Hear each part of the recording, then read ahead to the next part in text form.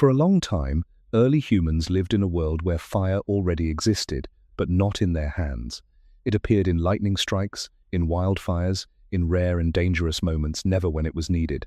The uncomfortable truth is this: before humans learned how to make fire, they had to survive by chasing it, stealing it, and somehow keeping it alive without ever knowing how to create it again.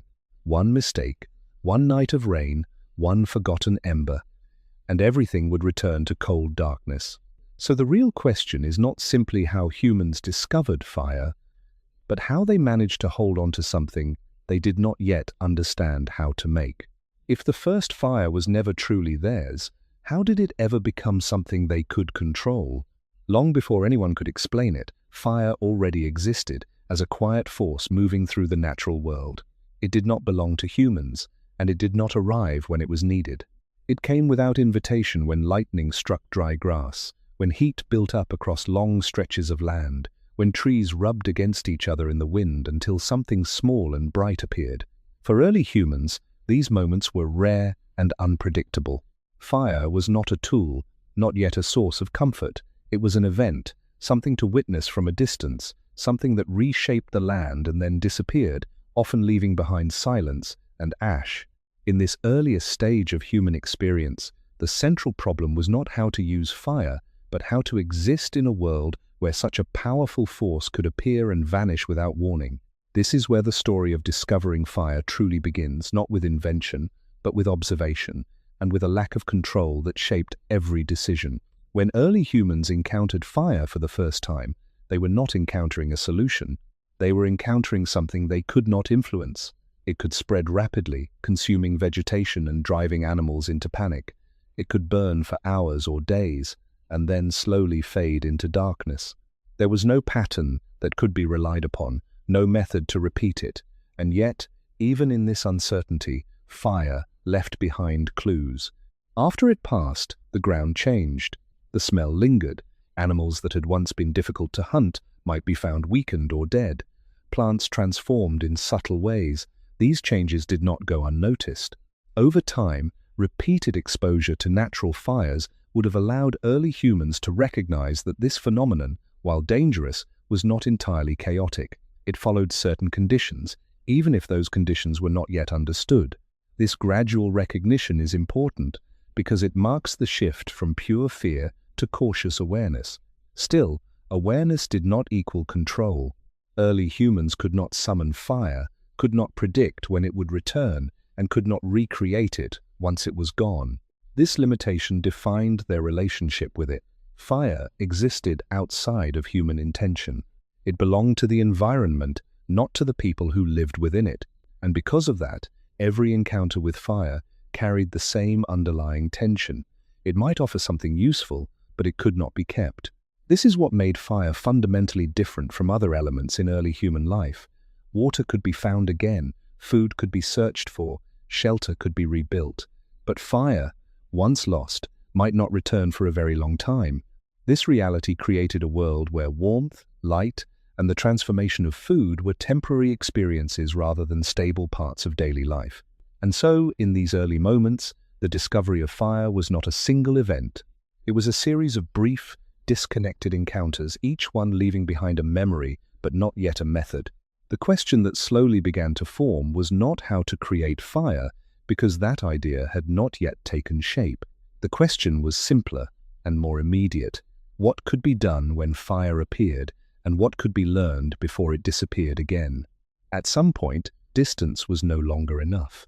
Observing fire from afar could only reveal so much, and the boundary between fear and curiosity slowly began to narrow. Early humans, moving through landscapes shaped by cycles of growth and destruction, would eventually find themselves closer to the aftermath of fire rather than the flames themselves. The ground would still be warm. Thin lines of smoke might rise from darkened earth. In some places, small pockets of glowing embers could remain hidden beneath layers of ash. These quieter remnants of fire were very different from the towering flames that had once driven everything away. They did not roar or spread rapidly. They lingered, almost unnoticed, offering the first real opportunity for closer contact. This is likely where the relationship began to change, not in the presence of overwhelming fire, but in its fading stages. Approaching something that was no longer violently active would have reduced the immediate risk, allowing early humans to spend more time near it, to observe its behavior in detail, and perhaps to test its boundaries in small, cautious ways. A branch placed too close might darken and begin to smoke. Dry material might slowly catch and produce a weak flame. These were not deliberate experiments in the modern sense, but they were interactions. Each small action revealed something new, that fire could transfer from one material to another, that it required something to consume, that it weakened over time if left alone. This gradual learning process did not depend on language or formal teaching. It relied on repeated exposure and memory, on the quiet accumulation of observations that slowly built an understanding of how fire behaved. And yet, even as this understanding grew, the central limitation remained unchanged. Early humans were not creating fire in these moments, they were responding to it. The embers they encountered were temporary, fragile, and entirely dependent on conditions that could not be controlled. Wind could scatter them, moisture could extinguish them. A lack of fuel could cause them to fade into nothing. The challenge was not simply approaching fire, but recognizing how easily it could be lost. This awareness likely shaped behavior in subtle ways. Movements became slower, more deliberate. There was a need to avoid disrupting the delicate balance that kept the embers alive. Even the act of adding fuel required care, because too much too quickly could smother what little heat remained. These constraints turned fire into something that demanded attention rather than something that could be used freely. In this stage, the idea of possession was still uncertain. Fire could be near humans, but it was not yet something they could claim as their own. It required constant presence, constant awareness, and even then, it could disappear without warning. This fragile connection between humans and fire marked a critical step in the broader process of discovery. It was no longer just a distant phenomenon. It had become something that could be approached, interacted with, and momentarily sustained, but it was still incomplete. The knowledge gained from these encounters did not yet provide a way to recreate fire from nothing. It only extended the life of something that had already begun elsewhere. And so, the question that continued to form beneath these experiences remained unresolved. If fire could be kept alive for a short time, what would it take to keep it alive for longer, and eventually, to bring it into existence without waiting for nature to provide it first? What began as brief and cautious encounters slowly turned into something more deliberate. The moments when fire remained, even in its weakest form, became increasingly important. Early humans would have started to recognize that these fading embers were not just remnants of a passing event, but opportunities limited, fragile, and easily lost, but still different from the uncontrollable flames that came and went with the landscape. The shift here was subtle. It was not yet about creating fire, but about extending its presence, even if only for a short time. This required a different kind of attention. Instead of simply observing what fire did, early humans had to begin noticing what fire needed. The glowing embers revealed that fire was not self-sustaining. It depended on material around it. When that material disappeared, the heat weakened and the light faded. This was a simple pattern, but one that carried significant consequences. It suggested that, under the right conditions, fire could continue beyond its natural lifespan. At this stage, actions that may have once been accidental started to become more consistent. Placing dry branches near embers was no longer just a coincidence, it became something worth repeating. Protecting a small source of heat from wind or moisture was no longer just instinctive avoidance, it was a way of preserving something valuable. These behaviors did not require a full understanding of fire, but they marked the beginning of intention. The goal was no longer just to survive near fire, but to remain with it for as long as possible. And yet, even as this intention formed, the limits of their knowledge were constantly reinforced. Fire could still disappear without warning. A sudden change in weather, a lack of suitable fuel, or even a simple mistake could reduce everything to cold ash. There was no reliable way to recover from that loss. Once the last ember faded, the entire process had to begin again, waiting for nature to provide another chance. This repeated cycle, encounter, interaction, loss would have shaped a growing awareness that fire was both useful and unstable. It offered warmth in colder environments, light in darkness, and subtle changes to the materials around it, but it demanded continuous care. It could not be ignored. This requirement for constant attention likely began to influence how early humans organized their time and movement. Staying near a source of fire meant staying in one place longer than usual. It meant carrying material that could feed it. It meant watching over something that could not be left alone. These small adjustments did not yet transform human life completely, but they introduced a new pattern, behavior centered around maintaining a resource rather than simply finding one. What is important in this phase is not the success of keeping fire alive, but the recognition that it might be possible at all. Even short extensions of a fire's life would have demonstrated that its disappearance was not always immediate, that under certain conditions it could continue. This idea, however incomplete, was a turning point. It introduced a new kind of question, one that had not existed before. If fire could last longer with the right actions, then perhaps its presence was not entirely dependent on unpredictable natural events. But that possibility remained out of reach because one essential step was still missing. Early humans could extend fire, but they could not begin it. They could protect embers, but they could not produce them.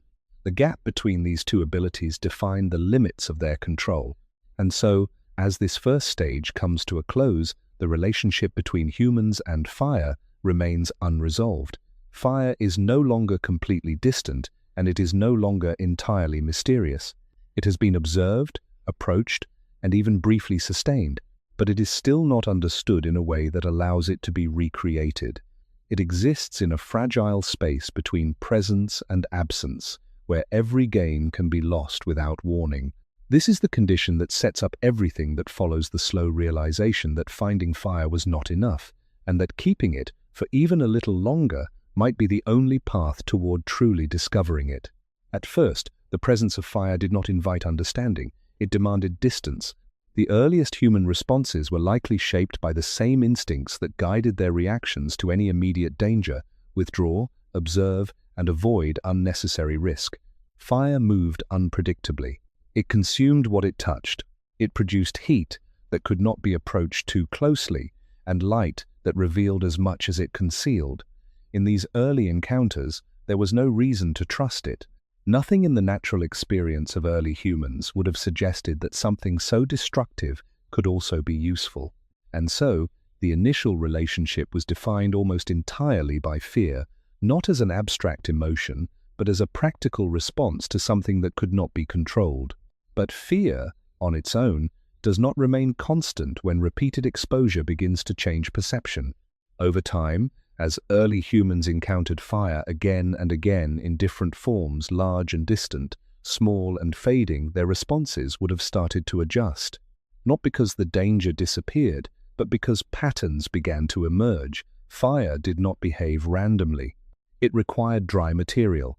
It spread more easily in certain conditions. It weakened when those conditions changed. These observations did not remove the risk, but they made it more predictable. And predictability, even in small amounts, creates space for curiosity. This shift from fear to cautious curiosity did not happen all at once. It likely occurred in small moments, almost unnoticeable at first, standing slightly closer than before, watching for a little longer, noticing details that had previously been ignored. The sound of burning material, the way flames moved along the ground, the gradual transition from bright fire to dim embers. Each of these details added to a growing familiarity. Fire was still dangerous, but it was no longer completely unknown.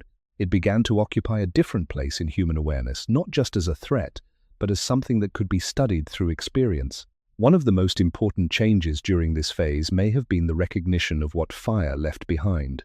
After a fire passed, the environment was altered in ways that were difficult to ignore. Some areas became easier to move through. Certain materials became softer or more brittle. Food sources changed. Animals behaved differently. These outcomes would have drawn attention not just to the fire itself, but to its effects. And in focusing on those effects, early humans were indirectly learning about the potential uses of fire, even if they did not yet understand how to control it. Still, this growing curiosity was always balanced by caution. Moving too close could result in injury. Interacting without care could cause the remaining embers to scatter or fade. There was no margin for error, because there was no way to restore what had been lost. This constant tension between interest and restraint shaped how early humans approached fire. It was not something to be explored freely, but something to be engaged with carefully, within limits that were slowly being tested and redefined. As this process continued, fire began to take on a more complex role. It was no longer just an external force acting on the environment. It became something that humans could approach, observe, and begin to interpret through repeated experience. The fear that once dominated every encounter did not disappear, but it became more focused, more specific. Instead of avoiding fire entirely, early humans learned to avoid certain aspects of it while paying attention to others. This selective attention marked a subtle but important change. It suggested that fire was not a single, uniform threat, but a phenomenon with different states, each offering different possibilities. And yet, even as curiosity grew, one essential boundary remained unchanged. Fire could still not be created. It could only be encountered. This limitation ensured that every interaction carried a sense of urgency. There was always the understanding, whether conscious or not, that the opportunity would not last. Fire would fade, conditions would change, and the brief window for observation would close again. It is within this narrow window between fear and curiosity, between distance and cautious approach, that the earliest stages of discovering fire truly began to take shape. As familiarity with fire slowly increased, attention began to shift from what fire was to what it did. The changes it left behind were no longer just noticed in passing. They became something to observe more carefully, especially when those changes seemed to offer small but meaningful advantages. After a fire had moved through an area, the landscape often felt different. Dense vegetation might be reduced, making movement easier. The ground, once covered with obstacles, could become more open and navigable. For early humans, who relied heavily on moving through their environment to find food and avoid danger, even these subtle shifts would have mattered. Fire, without being controlled, had already begun to reshape the conditions of daily life. Another detail that may have drawn attention was the presence of animals affected by fire. In the aftermath, some animals would be found injured, disoriented, or no longer able to escape. This created a situation that required less effort than a typical hunt. While it is difficult to know exactly how early humans interpreted this, the pattern itself would have been clear over time. Where fire had passed, opportunities sometimes followed. This did not mean that fire was understood as a tool, but it introduced the idea that its effects could be beneficial under certain conditions. That idea, even in its simplest form, marked an important step toward a more intentional relationship. Perhaps even more significant was the way fire altered food itself. Materials exposed to heat changed in texture, in smell, and in how easily they could be consumed. Roots and plant matter that were once tough could become softer. Meat from animals affected by fire might require less effort to chew. These differences did not need to be explained in abstract terms to be recognized. They could be experienced directly through repeated encounters. Over time, these experiences would have made it clear that fire was not only something to avoid or observe, but something that could indirectly improve the process of eating. This is one of the earliest points where the connection between fire and survival becomes more concrete, even without full understanding. Light was another aspect that gradually gained importance. Fire extended visibility beyond the limits of daylight, even if only for a short period. In a world where darkness restricted movement and increased vulnerability, any extension of light would have been noticeable. The ability to see shapes, movement, and surroundings after sunset, however briefly, could change how a group experienced the night. But again, this was not something that could be relied upon. The light existed only as long as the fire remained, and since fire itself could not yet be created, this advantage was temporary and unpredictable. What ties all of these observations together is not control, but recognition. Early humans were beginning to see that fire, despite its dangers, was connected to a range of useful outcomes. It changed the environment, affected animals, altered food, and extended light into darkness. Each of these effects added to a growing sense that fire was more than a passing event. It had a kind of value, even if that value could not yet be secured or repeated. At the same time, this growing awareness made the limitations of their situation more apparent. The more useful fire seemed, the more significant its absence became. When it was gone, everything returned to its previous state: difficult terrain, unaltered food, darkness at night. This contrast would have reinforced a simple but powerful realization. Whatever benefits fire provided, they could not be accessed at will. They depended entirely on chance. This tension between usefulness and unpredictability is what defines this stage. Fire had moved beyond being just a source of fear. It had become something that could offer advantages, even if those advantages were temporary. Early humans were no longer only reacting to fire, they were beginning to notice how it fit into their lives. But the central problem remained unresolved. They could see what fire could do, but they still had no way to bring it into existence or ensure that it would stay. And so, as these observations accumulated, a quiet shift continued to take place. Fire was becoming more important, not because it was understood, but because its absence was increasingly felt. The more it revealed its potential, the clearer it became that simply waiting for it to appear was not enough. As these experiences repeated over long stretches of time, the presence of fire began to carry a different weight. It was no longer just something that happened in the environment, nor only something that offered occasional advantage. It started to feel like something that was missing when it was gone. This change is subtle, but important. Early humans were not simply noticing fire anymore, they were beginning to feel its absence as a loss. The warmth that had once been unfamiliar became something that, once experienced, was difficult to forget. The softened food, the altered landscapes, the brief extension of light into darkness, each of these left behind an impression that did not fade as quickly as the fire itself. This growing awareness likely did not appear as a single, clear thought. It would have been built slowly, through repetition. Each time fire appeared, it offered the same pattern: initial distance, cautious approach, limited interaction, and then disappearance. And each time it disappeared, the contrast between its presence and absence became more noticeable. Nights without fire would feel darker than before. Food would return to its previous state. The environment would once again present the same obstacles. What had once been normal began to feel incomplete, not because conditions had worsened, but because something new had been briefly introduced and then taken away. It is within this contrast that a deeper shift begins to form. Fire was no longer just an external phenomenon with occasional benefits. It was becoming something that early humans, in a quiet and unspoken way, wanted to have more consistently, not as a concept and not yet as a goal that could be clearly defined, but as a growing preference shaped by experience. This preference did not immediately lead to solutions because the knowledge required to create fire was still absent, but it changed the way fire was perceived. Instead of being something that could simply be observed when it appeared, it became something worth staying near, something worth paying attention to for longer periods of time. This is also where the limitations of their situation became more difficult to ignore. The more early humans recognized the usefulness of fire, the more they would have noticed how little control they actually had over it. They could not call it into existence. They could not rely on its return. They could not replace it once it was gone. This imbalance between the value of fire and the inability to produce it created a kind of tension that would shape future behavior. It encouraged closer observation, more careful interaction, and perhaps a growing sensitivity to the conditions under which fire appeared.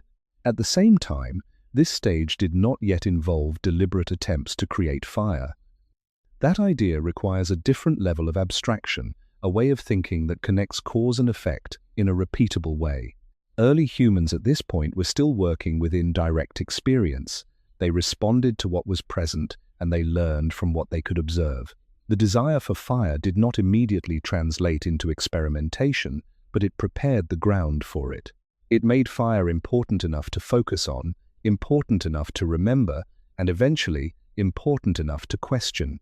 What began to emerge, slowly and without clear boundaries, was a new kind of awareness, that fire was not just part of the world, but something that could change how humans lived within it. This awareness did not solve the problem of how to make fire, but it ensured that the problem would not be ignored. Each encounter added to a growing sense that fire was worth understanding more deeply, even if that understanding was still out of reach. And so, by the end of this stage, the relationship between humans and fire has shifted once again. Fear has not disappeared, but it no longer defines every interaction.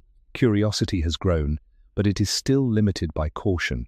Most importantly, fire has become something that is not only noticed when it appears, but missed when it is gone.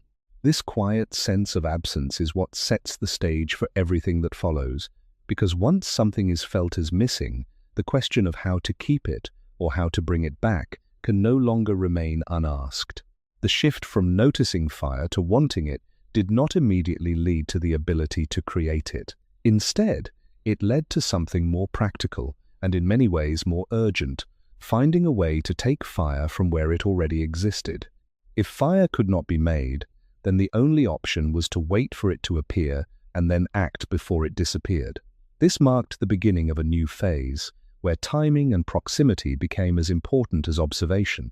Early humans, moving through environments where natural fires occurred from time to time, would have started to recognize the signs that fire had recently passed.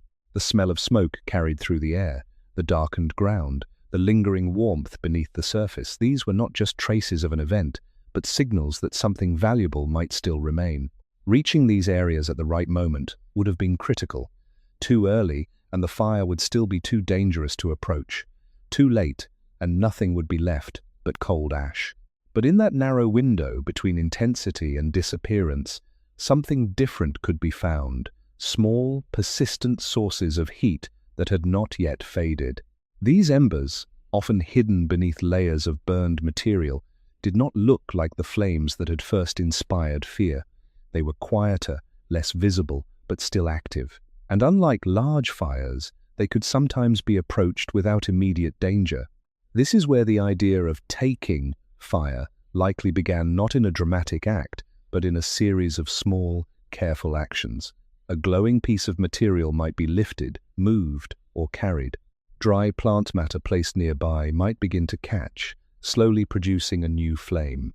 These actions did not require an understanding of how fire started in the first place.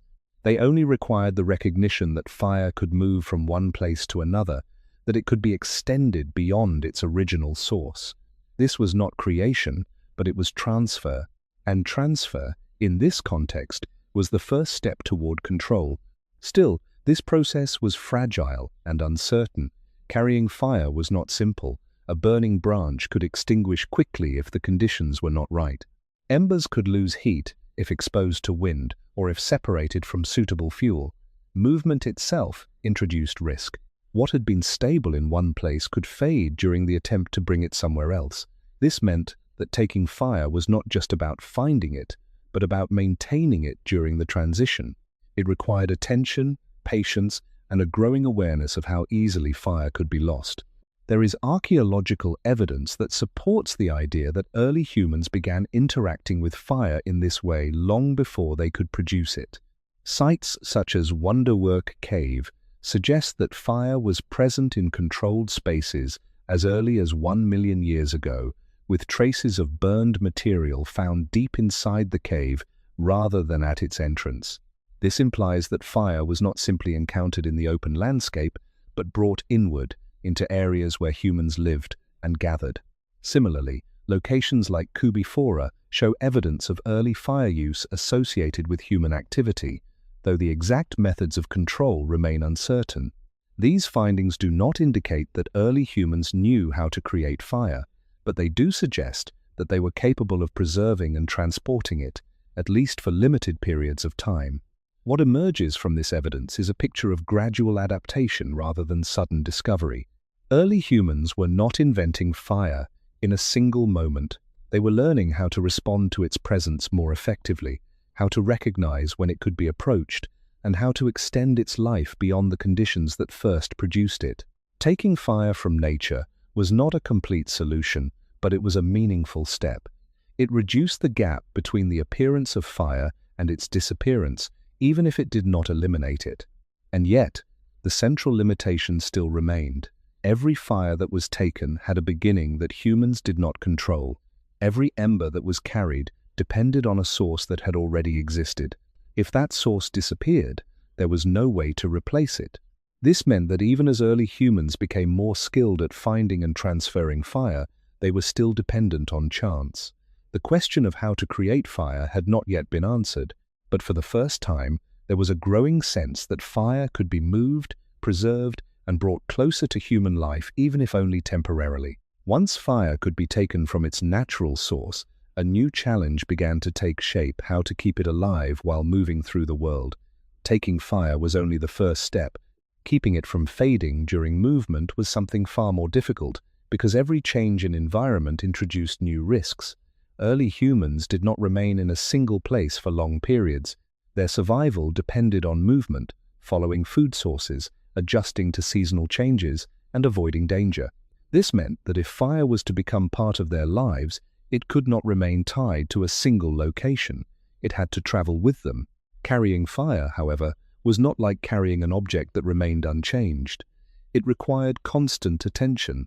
A burning branch might seem stable at first, but even a slight shift in wind could cause it to cool too quickly or burn too intensely and collapse into ash. Embers, which were often more practical to transport, presented their own difficulties.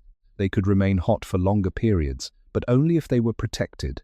Too much exposure to air could cause them to burn out. Too little oxygen could cause them to fade.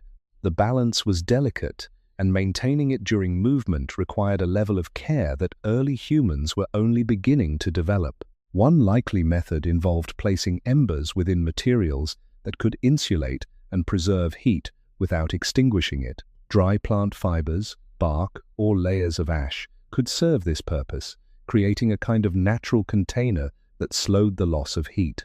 These materials did not create fire, but they extended its life.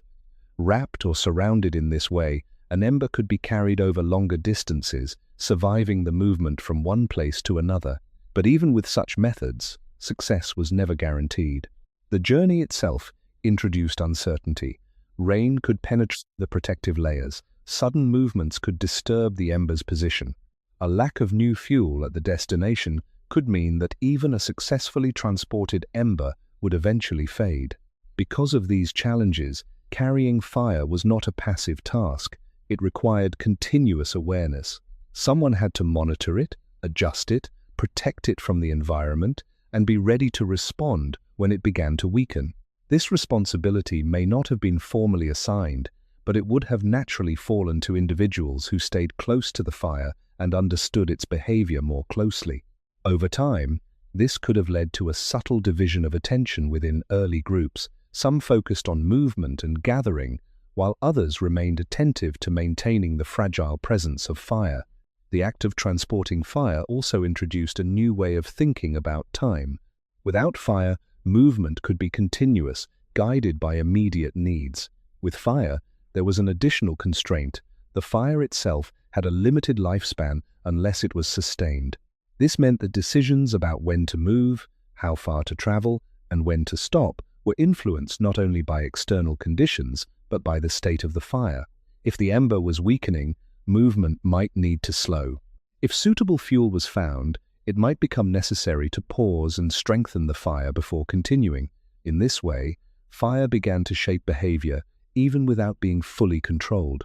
Archaeological evidence suggests that early humans were capable of maintaining fire over extended periods, even if they could not yet create it.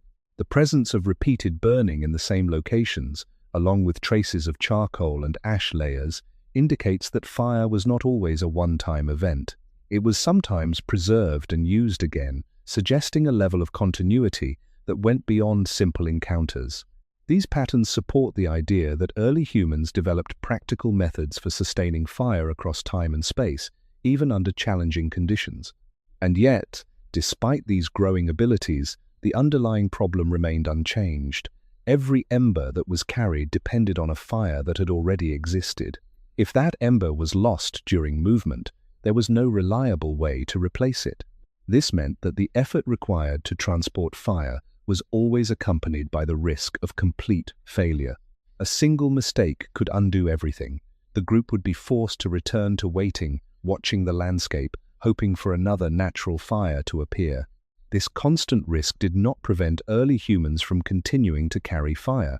Instead, it likely reinforced its importance. The more effort it took to preserve fire, the more valuable it became. And the more valuable it became, the more attention it received. In this way, the act of carrying fire was not just a practical skill.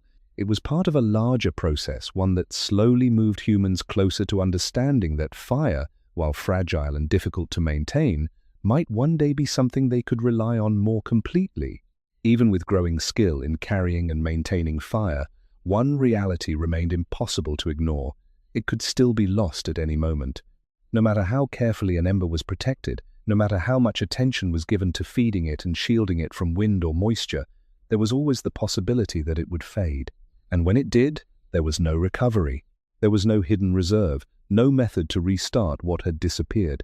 The entire chain finding fire, taking it, carrying it, sustaining it could collapse into a single moment of absence. This fragility shaped the experience of fire more than any of its benefits. Every time early humans depended on it for warmth, for light, or for transforming food, they were also aware, in a practical sense, that it might not last. The presence of fire was never fully secure. It required continuous effort, and even then, it offered no guarantee. This created a condition where fire was both essential and unreliable at the same time. It could improve daily life in clear and noticeable ways, but it could not yet be trusted to remain. The consequences of losing fire were immediate and tangible. Without it, nights returned to complete darkness, limiting visibility and increasing exposure to danger. Food returned to its original state, requiring more effort to consume. The small adjustments in behavior that had formed around maintaining fire, staying in one place longer, gathering fuel, protecting embers, would suddenly become unnecessary again. But this return to earlier conditions did not feel the same as before. It was no longer simply normal. It was a loss of something that had already proven its value. This repeated cycle of gaining and losing fire likely created a growing pressure, not as a conscious problem to solve, but as an ongoing tension in daily life. The more often fire was used, the more disruptive its absence became. Each loss reinforced the same limitation. Fire could be extended, but it could not be replaced.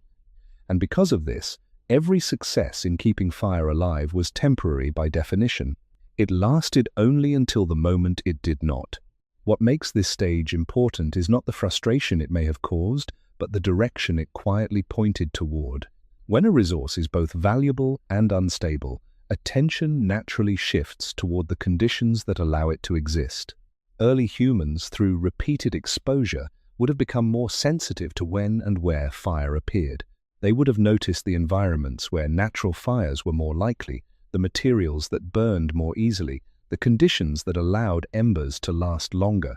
These observations did not yet form a complete understanding, but they began to connect different aspects of fire into a more coherent pattern. At the same time, this pattern remained incomplete. Knowing where fire might appear was not the same as being able to produce it. Recognizing that certain materials burned well did not explain how to begin the process from nothing. There was still a gap between observation and creation, and that gap defined the limits of human interaction with fire at this stage. Everything depended on an initial spark that came from outside human control. Archaeological findings continue to reflect this limitation. Even in sites where fire was clearly used and maintained, there is little evidence from the earliest periods to suggest that humans were generating fire independently. The traces that remain charcoal deposits, burned bones, layers of ash point to repeated use, not repeated creation. This supports the idea that early humans were highly capable of preserving fire once they had it, but still dependent on natural sources to obtain it in the first place. And so, as this phase comes to an end, the relationship between humans and fire reaches a point of quiet tension. Fire is no longer rare in experience, but it is still rare in origin. It can be carried, protected, and used, but not created. Every flame has a beginning that lies beyond human control, and every ember carries the risk of final disappearance. This is the boundary that defines everything that follows. Because once the limits of preservation are fully felt, the question begins to change. It is no longer only about how to keep fire alive once it exists. It becomes, slowly and without a clear starting point, a question about how to begin it again after it is gone. By this stage, fire was no longer an occasional presence. It had become something that early humans tried to keep close, something that shaped their decisions in quiet but persistent ways. And yet, despite all the attention given to preserving it, the relationship remained unbalanced. Fire demanded care, but it did not offer certainty. It required effort, but it could not be commanded. This created a situation that was difficult to resolve. Humans were beginning to depend on something that they still could not fully control. This dependence did not emerge suddenly. It formed gradually, as small benefits accumulated over time. A night with fire was different from a night without it. A meal prepared with the influence of heat was different from one that was not. Spaces touched by fire became easier to move through, easier to inhabit, even if only for a while. These differences, repeated again and again, made fire feel less like an external event and more like a necessary part of daily life. But necessity, in this case, came without reliability. The more fire was used, the more its absence was felt. And the more its absence was felt, the more effort was directed toward keeping it alive. This created a cycle of attention that revolved around a single fragile point, the ember. Within that small source of heat rested everything: light, warmth, the possibility of transformation. Protecting it became a priority, not because of any abstract understanding, but because experience had shown that losing it meant losing all of those benefits at once. In practical terms, this likely changed how early humans organized themselves. Remaining near a fire required staying in one place longer than usual. It required gathering and maintaining a supply of fuel, even when other needs competed for attention. It required awareness during times that might otherwise have been spent resting. Someone had to notice when the fire weakened, when it needed more material, when it was at risk of fading. These were not formal roles, but they were patterns of behavior that emerged naturally from the situation. Fire, even without being fully controlled, began to influence the rhythm of life. And yet, for all this effort, the outcome was never guaranteed. A fire that had been carefully maintained for hours or even days could still disappear under the wrong conditions. A sudden shift in weather, a misjudged addition of fuel, or a moment of inattention could undo everything. There was no simple way to recover from such a loss. The group would be returned to the same position as before, waiting, watching, hoping for another opportunity to take fire from the environment. This is what makes this stage so important. It is not defined by success, but by limitation. Early humans had learned how to keep fire alive, at least for a time. They had developed practical methods for feeding it, protecting it, and even transporting it. But all of these skills existed within a boundary they could not cross. They could not begin fire on their own. And because of that, every act of preservation was temporary. The tension created by this limitation likely shaped how fire was perceived. It was not just useful, it was vulnerable. It could not be treated casually. It required attention not because it was understood, but because it was at risk. This may have given fire a kind of presence that other resources did not have. Food could be found again. Water could be located elsewhere. But fire, once gone, might not return for a long time. This made it different. It made it something that had to be guarded, even if the reason for that need was not fully articulated. At the same time, this constant effort to maintain fire may have led to a deeper, though still incomplete, understanding of its behavior. Observing how it responded to different materials, how it weakened or strengthened under certain conditions, how it could be extended but not restarted, all of these experiences added to a growing body of knowledge. This knowledge did not yet provide a solution, but it brought early humans closer to recognizing the patterns that governed fire. And so within this stage, a quiet contradiction remains at the center of the human relationship with fire. It is something they rely on, but cannot replace. Something they protect, but do not fully understand. Something that shapes their behavior, even though it remains beyond their control. This contradiction does not resolve here. Instead, it deepens. setting the stage for the next step, where attention begins to turn more directly toward the question that has been forming in the background all along. If fire can be kept alive, is there a way to begin it again when it is gone? As the need to keep fire alive became more consistent, the act of maintaining it began to take on a quieter but more defined role within early human groups. It was no longer something that could be left to chance or handled only when convenient. Fire required continuity. It needed someone to remain aware of it, across changing conditions, through shifts in light, through periods of rest, and through moments when attention might otherwise turn elsewhere. Without that continuity, even a well-established fire could weaken and disappear. This did not mean that a single individual was formally assigned to guard the fire at all times. Early human societies were not structured in that way, but patterns of behavior tend to emerge wherever there is repeated need. Those who stayed closer to the fire, whether by habit, by circumstance, or by growing familiarity, would have become more attuned to its state. They would notice subtle changes, a reduction in heat, a shift in the way materials burned, the slow dimming of embers beneath the surface. These observations did not require specialized knowledge, but they did require attention, and attention, over time, becomes a form of responsibility. Maintaining fire was not a single action. It was a sequence of small, ongoing adjustments. Fuel had to be added gradually, not all at once. Materials had to be selected with care, too dense, and they would not catch, too light, and they would burn too quickly. The structure of the fire itself mattered. Embers needed space to breathe, but not so much exposure that they would fade. Even the placement of materials could influence whether the fire strengthened or weakened. These were not rules written down or consciously taught in a formal sense. They were patterns, learned through repetition, through observing what worked and what failed, often without clear explanation. Time also played a role. During periods of activity, when people were awake and moving, it was easier to respond to the needs of the fire. But during rest, especially at night, the challenge became more complex. Fire did not pause simply because attention shifted. It continued to change, slowly consuming what it had, gradually losing strength if left unattended. This meant that even in moments of rest, there had to be some level of awareness. The fire could not be ignored for long without risk. Because of this, the presence of fire began to influence not just actions, but rhythms. It shaped when people paused, when they moved, and how they used their time.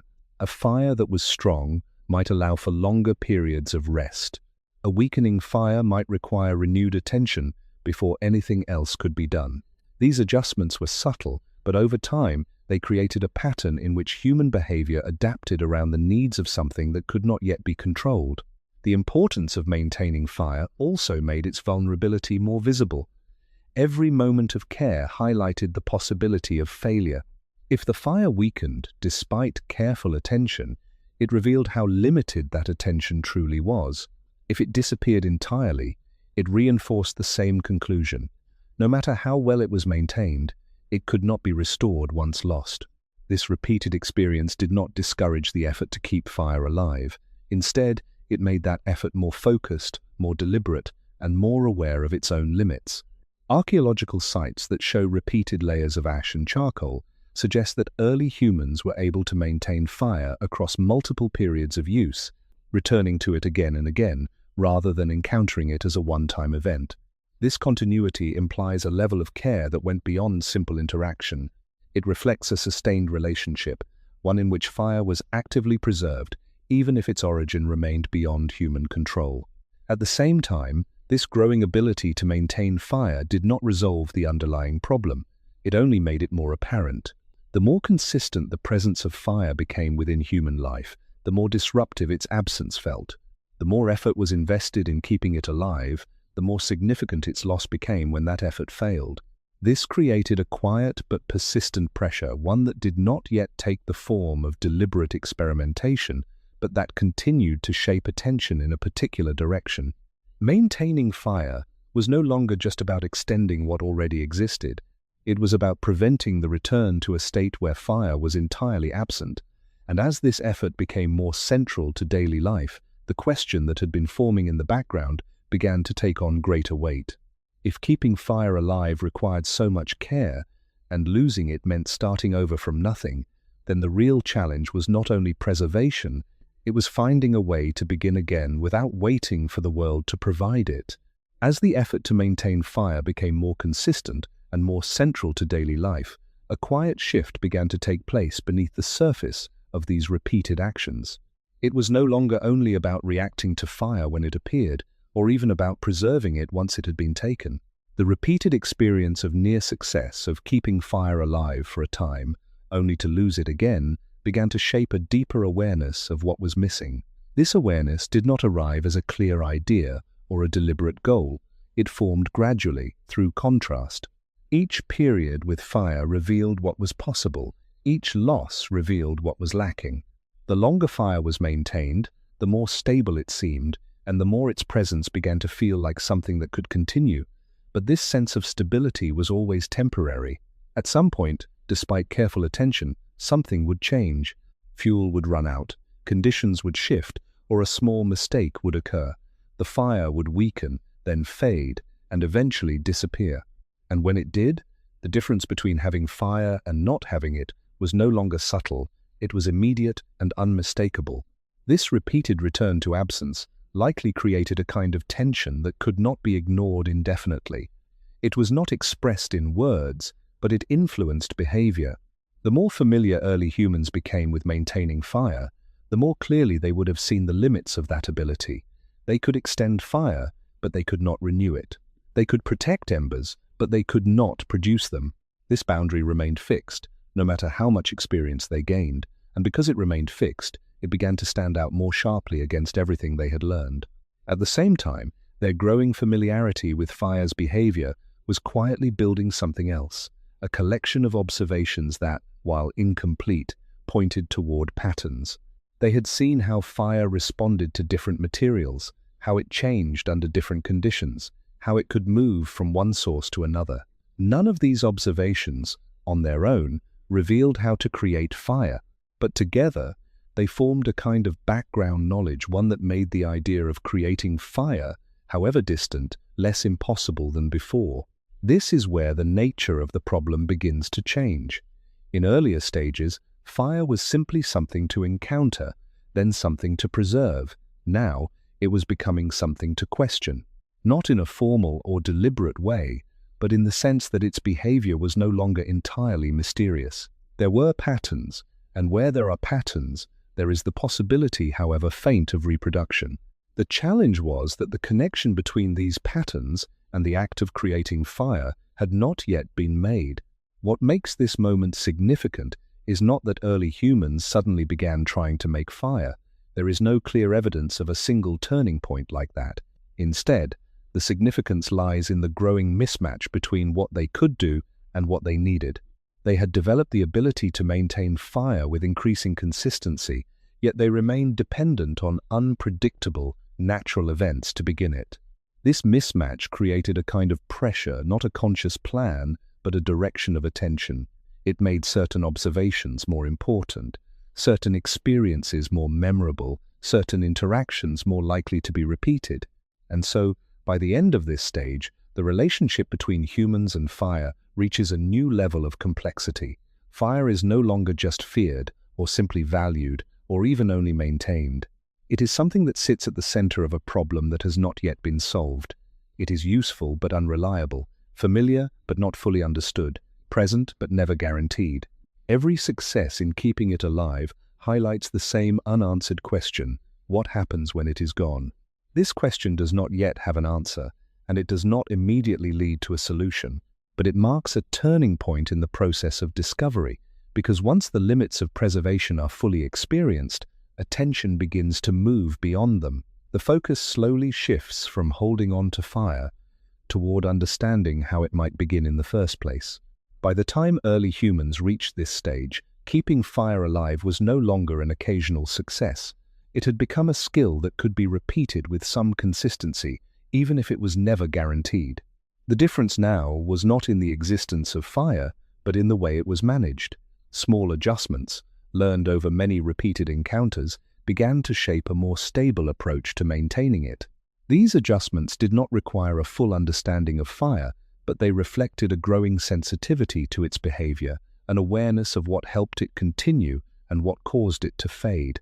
One of the most important developments was the recognition that fire did not need to remain in visible flames to survive.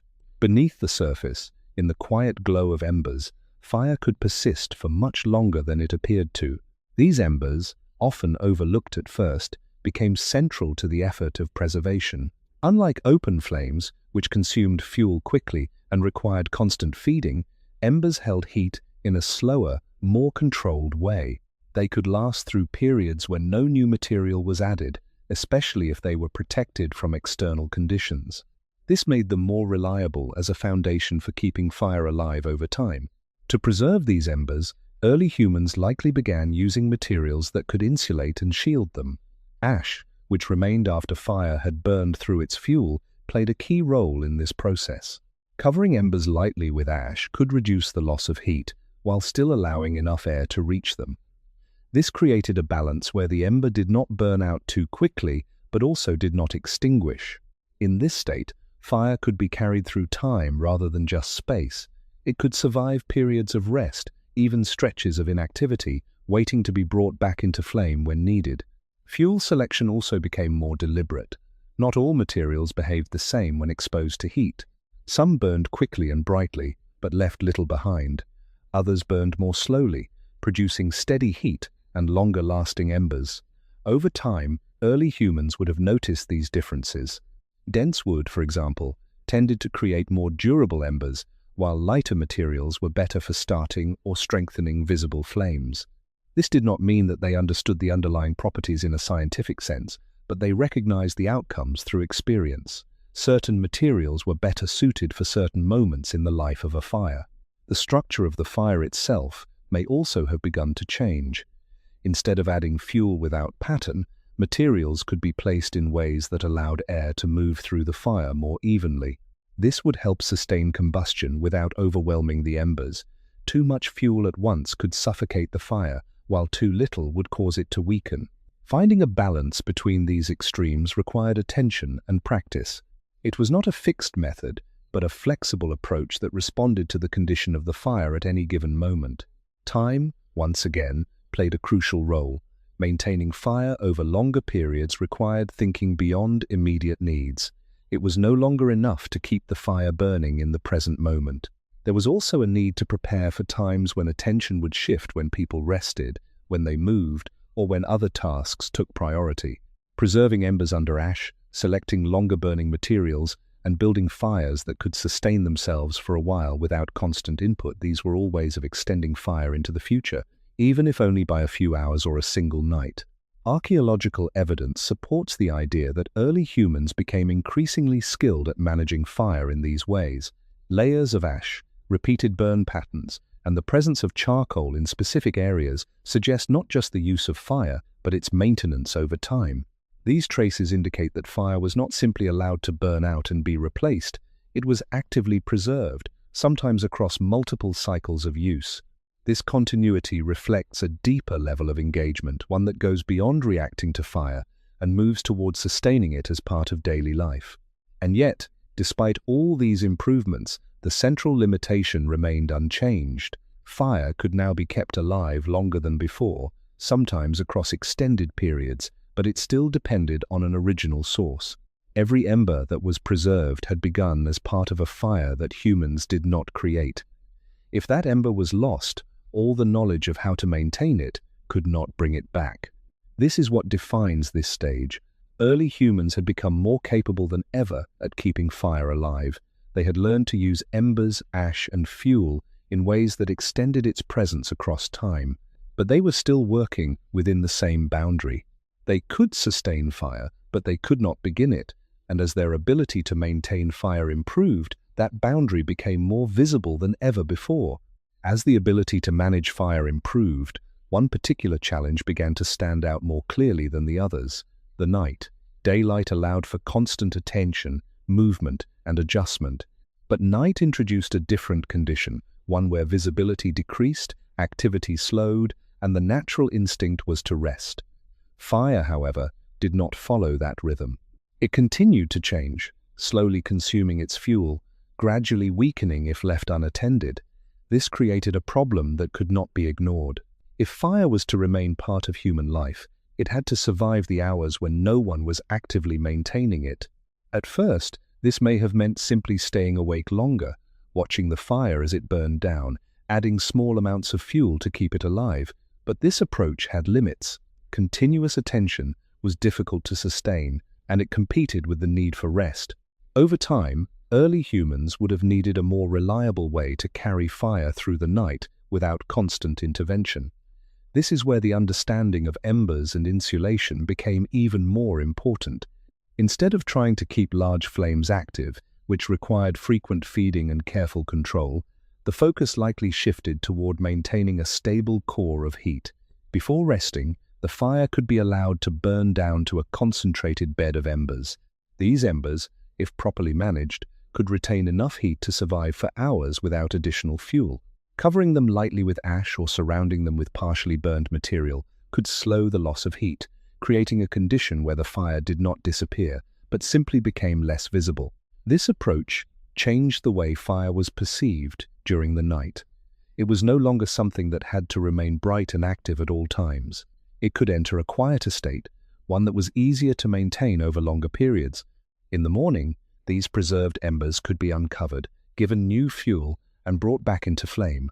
This cycle active fire during periods of attention, preserved embers during periods of rest, allowed fire to extend beyond immediate use and become something that could persist across time. Maintaining fire across multiple nights required an even greater level of consistency.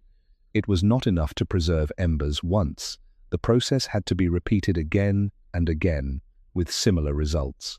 This meant that the conditions surrounding the fire fuel availability, protection from weather, the arrangement of materials had to be managed with increasing care. A single failure could still break the cycle. If the embers cooled too much during the night, or if moisture reached them, the fire could be lost entirely, and with no way to restart it, all continuity would end. Because of this, the location of fire may have become more stable as well. Instead of being moved frequently, it could be maintained in areas that offered some protection, places sheltered from wind and rain, where fuel could be gathered and stored nearby. This stability made it easier to control the conditions that influenced the fire's survival. It also allowed patterns to form, where fire was not just something carried from place to place, but something maintained within a particular space over time. Archaeological evidence supports this idea of repeated, long-term use. Sites with multiple layers of ash and burned material suggest that fire was not only preserved overnight, but maintained across extended periods, possibly even across seasons. These patterns indicate that early humans were developing reliable methods for sustaining fire beyond immediate encounters. They were no longer just extending its life for a short time. They were beginning to keep it as a continuous presence. And yet, even at this stage, the fundamental limitation remained unchanged. Every cycle of preservation still depended on an initial source that had not been created by human hands. The ability to carry fire through the night, or across multiple days, did not remove the risk of total loss. It only delayed it. If the chain was broken at any point, there was still no way to begin again without waiting for nature. This is what makes this phase so close to control, and yet still incomplete. Early humans had learned how to keep fire alive through time, not just space. They had developed rhythms, methods, and environments that supported its survival. But they were still working within a system that could fail without warning. And as that system became more refined, the question it could not answer became more pressing than ever. If fire could be preserved so carefully, why could it not be started when it was gone? By this point, the relationship between early humans and fire had reached a level of stability that would have been difficult to imagine in earlier stages. Fire was no longer a rare presence that appeared and disappeared without connection to human activity. It had become something that could be maintained across days, sometimes longer, carried through cycles of use and rest, protected and sustained with growing consistency. In many ways, it may have felt as though fire was finally under control. It could be kept alive, managed through changing conditions, and integrated into daily life in ways that extended beyond brief encounters. But this sense of control was incomplete, and beneath it, a critical limitation remained unchanged. Every fire that was preserved still depended on a beginning that humans did not create. The continuity they had achieved was not the same as independence. It was a chain that could be extended, but not restarted. As long as that chain remained unbroken, fire could be part of human life in a stable and predictable way. But if it broke, if the last ember faded, everything would return to uncertainty. This created a condition that was both stable and fragile at the same time. On the surface, fire appeared reliable. It could be maintained through careful attention, supported by learned techniques, and protected from many of the factors that once caused it to disappear quickly. But at a deeper level, it was still vulnerable to a single point of failure. No matter how long it had been preserved, no matter how consistent its presence had become, it could still be lost in a way that could not be reversed. The experience of this fragility likely became more pronounced as fire became more integrated into daily life. The more early humans relied on it for warmth, for light, for preparing food, the more significant its loss would have felt. It was no longer just the absence of a useful resource. It was the disruption of a pattern that had become familiar, a return to conditions that now felt incomplete by comparison. This contrast would have made the limitation harder to ignore. At the same time, the very skills that allowed fire to be maintained so effectively were quietly building a deeper familiarity with its behavior. Early humans had learned how fire responded to different materials, how it could be strengthened or weakened, how it could be preserved in a low-energy state and brought back into flame. These were not small achievements. They represented a detailed, experience-based understanding of how fire functioned once it existed. But they stopped just short of answering the most important question. Why could something that was so carefully maintained not be created from nothing? This question did not necessarily appear in a clear or direct form, but it was present in the gap between what could be done and what could not. The more capable early humans became at managing fire, the more that gap stood out. It was no longer hidden by lack of experience or familiarity. It was defined by it. Everything they had learned pointed toward control, but stopped at the threshold of creation. Archaeological evidence reflects this stage of development. Sites that show long-term use of fire, repeated layers of ash, and consistent patterns of burning suggest that early humans were highly effective at sustaining fire once they had it. But these same sites do not provide clear evidence of independent fire-making during the earliest periods of fire use. This separation between maintenance and creation supports the idea that the ability to make fire came later, after a long period of learning how to preserve it. What makes this moment significant is not that early humans had failed to discover how to create fire, but that they had reached the limits of what could be achieved without that knowledge. They had done everything possible within the boundaries of preservation. They had extended fire across time, protected it from many risks, and integrated it into their way of life. But they could go no further without crossing a new threshold. And so, as this stage comes to a close, the situation is both stable and unresolved. Fire is present, often consistently so, but its origin remains outside human control. The ability to keep fire alive has been refined, but the ability to begin it has not yet emerged. This creates a kind of quiet tension that cannot be resolved through preservation alone, because once something has been maintained as far as it can be, the only direction left is toward understanding how it begins. After reaching the limits of preserving fire, something began to change, not in a sudden or dramatic way, but in the direction of attention. For a long time, early humans had focused on keeping fire alive once it appeared. Now, slowly and almost unintentionally, their attention began to shift toward the conditions that might cause it to begin. This was not yet a clear attempt to create fire. It was something quieter than that, shaped by repeated observation and small, unplanned interactions with the materials around them. Fire, after all, had never appeared without a cause.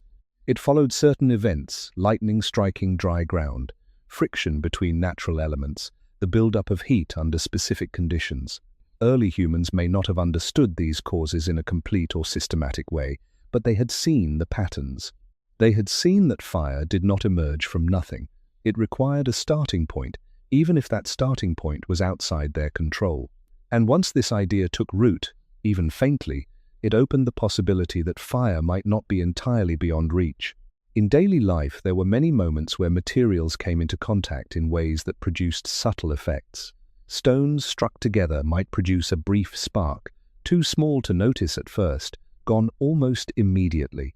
Dry branches rubbing against each other could generate warmth, especially under pressure or repeated motion. These were not deliberate experiments. They were byproducts of ordinary actions, breaking materials, shaping tools, moving through the environment. But over time, such moments may have begun to stand out, not because they were fully understood, but because they resembled, in very small ways, the beginnings of something familiar. A spark, however brief, shares something with fire. It carries light, even if only for an instant. It suggests the presence of heat, even if it cannot sustain itself. In isolation, these details might not have meant much, but in the context of a long history of observing fire, watching how it behaved, how it spread, how it depended on materials, they may have started to connect. Not as a clear realization, but as a growing sense that the beginning of fire might involve smaller, more subtle processes than the large, dramatic events that had first introduced it. At the same time, these small observations would not have immediately led to success. Producing a spark is not the same as creating fire. It requires the right materials, the right conditions, and the ability to sustain what begins as something almost too small to see. Early humans at this stage did not yet have all of these elements in place. They lacked the precise combinations that would allow a spark to grow into a flame. And so, even if they noticed these moments, they would have remained incomplete, suggestive, but not yet useful. What matters here is not that fire was created, but that the idea of its creation began to take shape through experience. The gap between maintaining fire and starting it had not yet been crossed, but it was no longer invisible. There were hints, scattered across everyday interactions, that the beginning of fire might not be entirely unreachable. These hints did not form a method, but they pointed toward one. Archaeological interpretations support the idea that controlled fire-making emerged much later than the earliest use of fire, suggesting a long period during which humans interacted with fire without fully understanding how to create it. This gap implies a gradual process, where knowledge accumulated slowly, built from observation, repetition, and chance encounters with the right conditions. And so, at this stage, early humans stand at the edge of a new kind of discovery. They have learned how to preserve fire with increasing skill. They have observed its behavior in detail. And now, without fully intending to, they are beginning to notice the smallest signs of how it might begin. These signs are incomplete, fragile, and easily overlooked. But they represent something new, a shift from simply keeping fire alive toward quietly approaching the possibility of creating it. As these small observations accumulated, they did not immediately form a clear method. Instead, they led to something less direct, but just as important, repeated attempts that did not always succeed. Early humans, already familiar with the behavior of fire once it existed, were now encountering moments where something like the beginning of fire seemed possible, but only for an instant. A spark might appear and vanish before it could be followed. A piece of material might warm slightly under pressure but never ignite.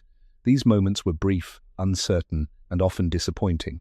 Yet they carried a quiet significance, because they suggested that the beginning of fire might be approached, even if it could not yet be achieved. These early attempts were not organized or systematic. They were shaped by chance, by repetition, and by the natural tendency to repeat actions that seemed promising. Striking stones together, for example, might occasionally produce a faint spark. Most of the time, nothing would happen. But once a spark was seen, even briefly, the action itself might be repeated, not because the outcome was guaranteed, but because it had happened before. In this way, behavior began to shift slightly not toward certainty, but toward possibility. The same pattern may have applied to friction. Materials that rubbed together under pressure could produce warmth, especially when the motion was repeated. This warmth was subtle, often too weak to lead to ignition. But it was different from the surrounding environment. It suggested that heat could be generated through action, not only encountered in natural fires. Once again, this did not lead directly to success.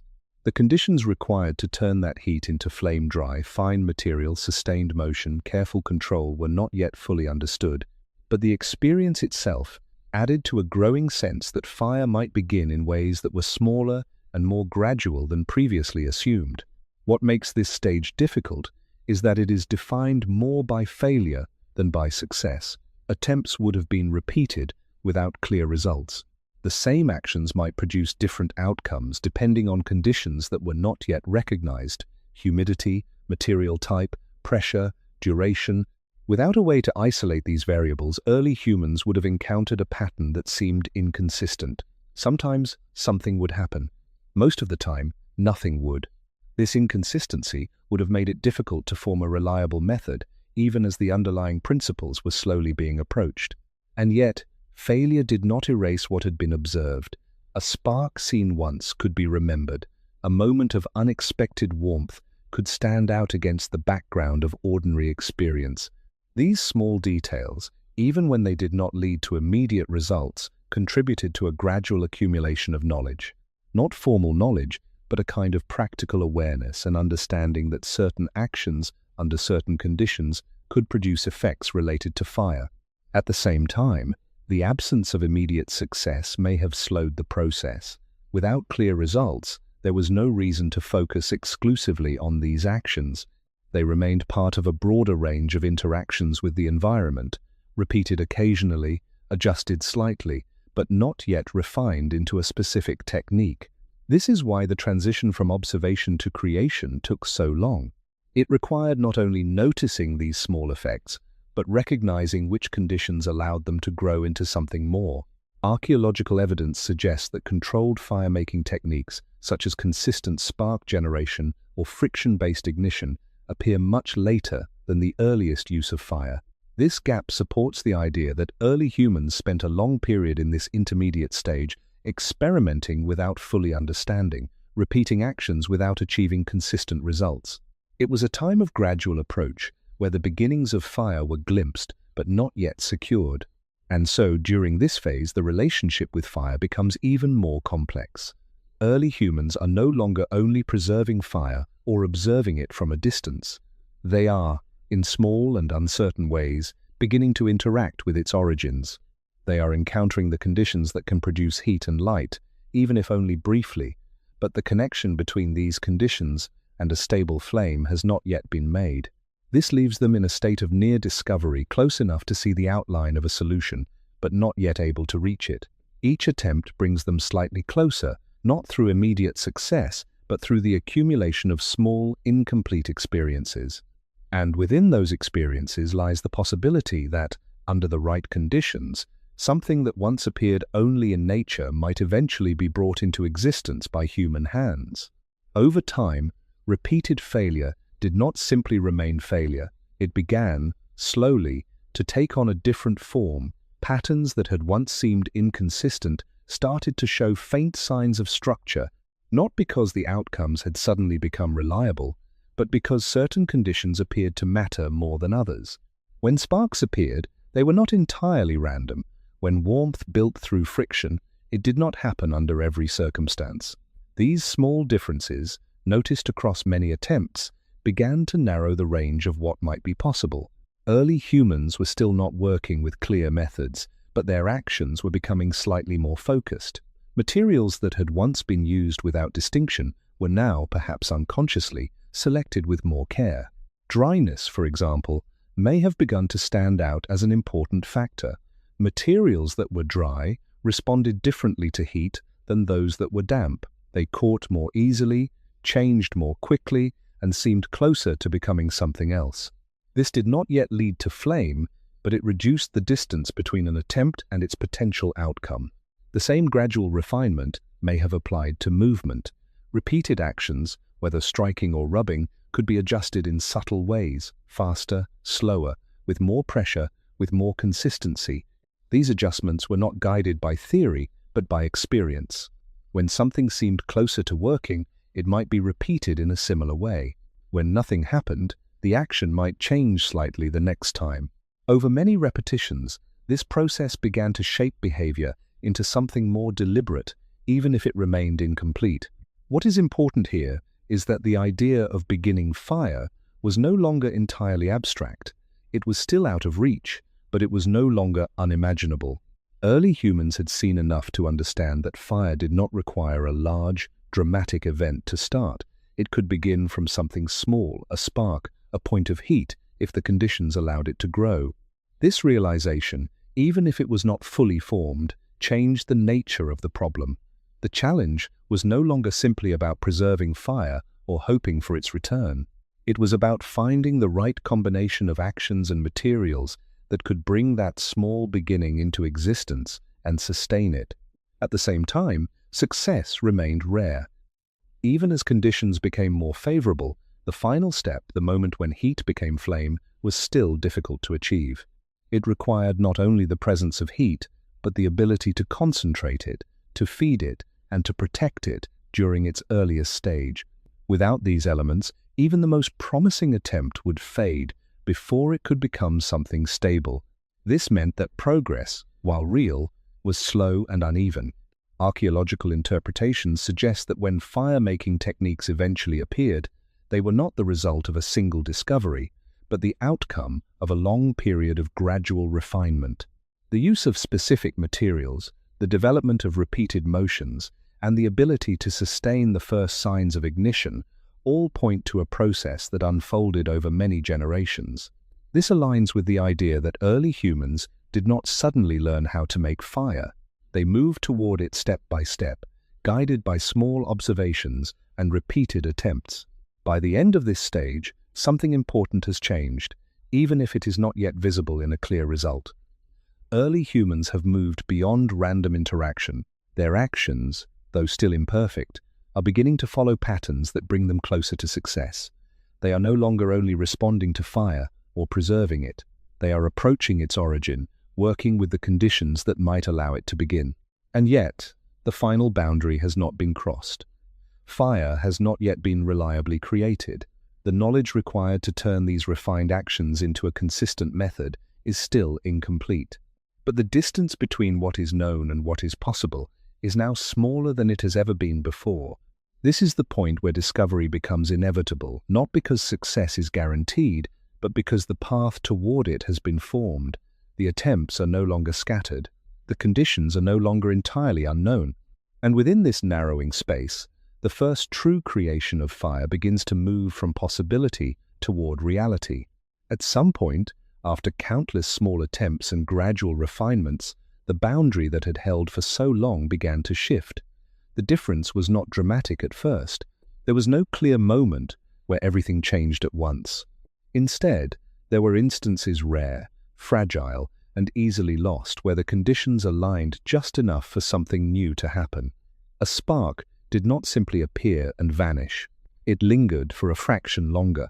A point of heat, built through repeated motion, did not fade immediately. It held, just long enough to affect the material around it. These moments were brief, but they were different from everything that had come before. In these early successes, the process was still incomplete. Producing a spark or generating heat was only the beginning. The greater challenge was sustaining that beginning, allowing it to grow rather than disappear. This required a very specific set of conditions. The material receiving the spark had to be dry and fine enough to respond quickly. The heat had to be concentrated, not dispersed. And once the first signs of ignition appeared, something closer to a glow than a flame, it had to be protected and fed carefully. Too much disturbance could extinguish it. Too little attention could allow it to fade. What makes this stage significant is not the reliability of the outcome, but the fact that the outcome existed at all. For the first time, fire was not only being preserved or transferred, it was being initiated through human action, even if only under very limited conditions. These early successes would have been rare, difficult to repeat, and perhaps not fully understood, but they represented a fundamental shift. The beginning of fire was no longer entirely dependent on natural events. It could, under the right circumstances, emerge from human interaction with the environment. Two general patterns of action likely played a role in these early moments. One involved the striking of certain types of stone against each other, producing sparks that could, in rare cases, ignite suitable material. The other involved repeated friction between pieces of wood, generating enough heat to create a small glowing point. Neither method was easy to perform consistently at this stage. Both required a combination of materials and movements that had only recently begun to take shape through experience, and both depended on the ability to recognize and respond to the earliest signs of success. The difficulty was not only in producing the initial spark or heat, but in understanding what to do next. The first stage of ignition is subtle. It does not produce a visible flame. It produces a small, unstable glow that can disappear as easily as it appears. Recognizing this moment and responding to it with the right materials, adding dry fibers, controlling airflow, maintaining the delicate balance between feeding and overwhelming was essential. Without this, even a successful beginning would end almost immediately. Because these early successes were so fragile, they may not have been recognized as a reliable method at first. A single instance of ignition, if it could not be repeated, would not immediately change behavior. It would be remembered, perhaps, but not yet understood. It is likely that many such moments occurred before a pattern was recognized, before early humans began to connect the conditions that led to success and attempt to recreate them more deliberately. Archaeological evidence suggests that consistent fire-making techniques appear later in the human timeline than the earliest use of fire, supporting the idea that these initial breakthroughs were rare and gradual. They did not spread immediately, and they were not perfected at once. Instead, they mark the beginning of a new phase, where the possibility of creating fire began to move from isolated success towards something that could be learned and repeated. And so, at this stage, the relationship between humans and fire crosses an important threshold. Fire is no longer only something to find, to take, or to preserve. It is something that can begin quietly, uncertainly, and with great difficulty through human action. The knowledge is incomplete, the methods are unstable, and success is not guaranteed. But the boundary that once seemed fixed has been crossed, even if only by a small margin. For the first time, the question of how to begin fire no longer exists without an answer. It exists with an answer that is still fragile, still forming, and still waiting to be understood more fully. As these early moments of success began to repeat, even if only occasionally, the actions that led to them started to take on a more recognizable form. They were still not fully reliable, but they were no longer entirely accidental. Certain combinations of materials and movements appeared more promising than others, and over time, these combinations began to stand out. Without formal instruction or written knowledge, early humans were slowly shaping the first methods of creating fire, methods that would later become more defined, but that at this stage remained fragile and incomplete. One of these developing approaches involved the use of stone. When particular types of stone were struck together, they could produce small, bright sparks. Not all stones behaved this way. Some produced nothing at all. Others fractured without creating any visible effect. But certain combinations, especially hard, silica-rich stones struck against minerals that could release hot particles, resulted in brief flashes of light. These sparks, while small, carried enough heat to ignite very fine, dry material under the right conditions. The difficulty was that these conditions had to be nearly perfect. The material receiving the spark had to be prepared in a way that allowed it to catch quickly. The spark itself had to land in exactly the right place. And even then, the result was not a flame, but a faint glow that could easily disappear. The second approach involved friction, and it required a different kind of effort. Instead of a sudden impact, it depended on continuous motion rubbing one piece of wood against another in a controlled and repeated way. Over time, this motion could generate heat, especially if the materials were dry and the pressure was consistent, but the process was slow and the outcome uncertain. It required patience, endurance, and a sensitivity to small changes. At some point, if the conditions were right, a tiny, darkened area might begin to smolder. This was not yet fire in the visible sense, but it was the beginning of it. Like the spark from stone, it needed to be carefully nurtured, transferred into finer material, protected from disruption, and gradually encouraged to grow. What connects these two methods is not their success, but their difficulty. Both required more than a single action. They depended on sequences choosing the right materials, applying the right movement, recognizing the right moment, and responding in the right way. Missing any part of this sequence would result in failure. This is why early fire-making was not immediately reliable, even after the first successes occurred. The knowledge existed in fragments, not yet assembled into a complete and repeatable process. At the same time, these methods began to reveal something important about the nature of fire itself. Fire could begin from very small beginnings. It did not require large forces or dramatic events. It required the right conditions, brought together in the right way. This understanding, even if it was not expressed directly, marked a significant shift. It meant that fire was not entirely dependent on the unpredictable events of the natural world. It could emerge from controlled interactions, if those interactions were precise enough. Archaeological interpretations suggest that both spark-based and friction-based techniques were eventually developed and refined in different regions and periods. However, in their earliest forms, these techniques would have been inconsistent and difficult to reproduce. The tools required were not yet specialized. The materials were not yet carefully selected and prepared. Everything depended on immediate conditions and individual experience. Because of this, the spread of these methods would have been slow. A successful attempt in one place did not automatically lead to widespread understanding. Without a clear and reliable way to repeat the process, each group would have needed to arrive at similar discoveries through their own experiences. This contributed to the long gap between the first possible creation of fire and the point at which it became a dependable skill. And so, during this stage, early humans stand in a space between discovery and mastery. They have crossed the boundary that once made fire entirely external. They can, under certain conditions, begin it themselves.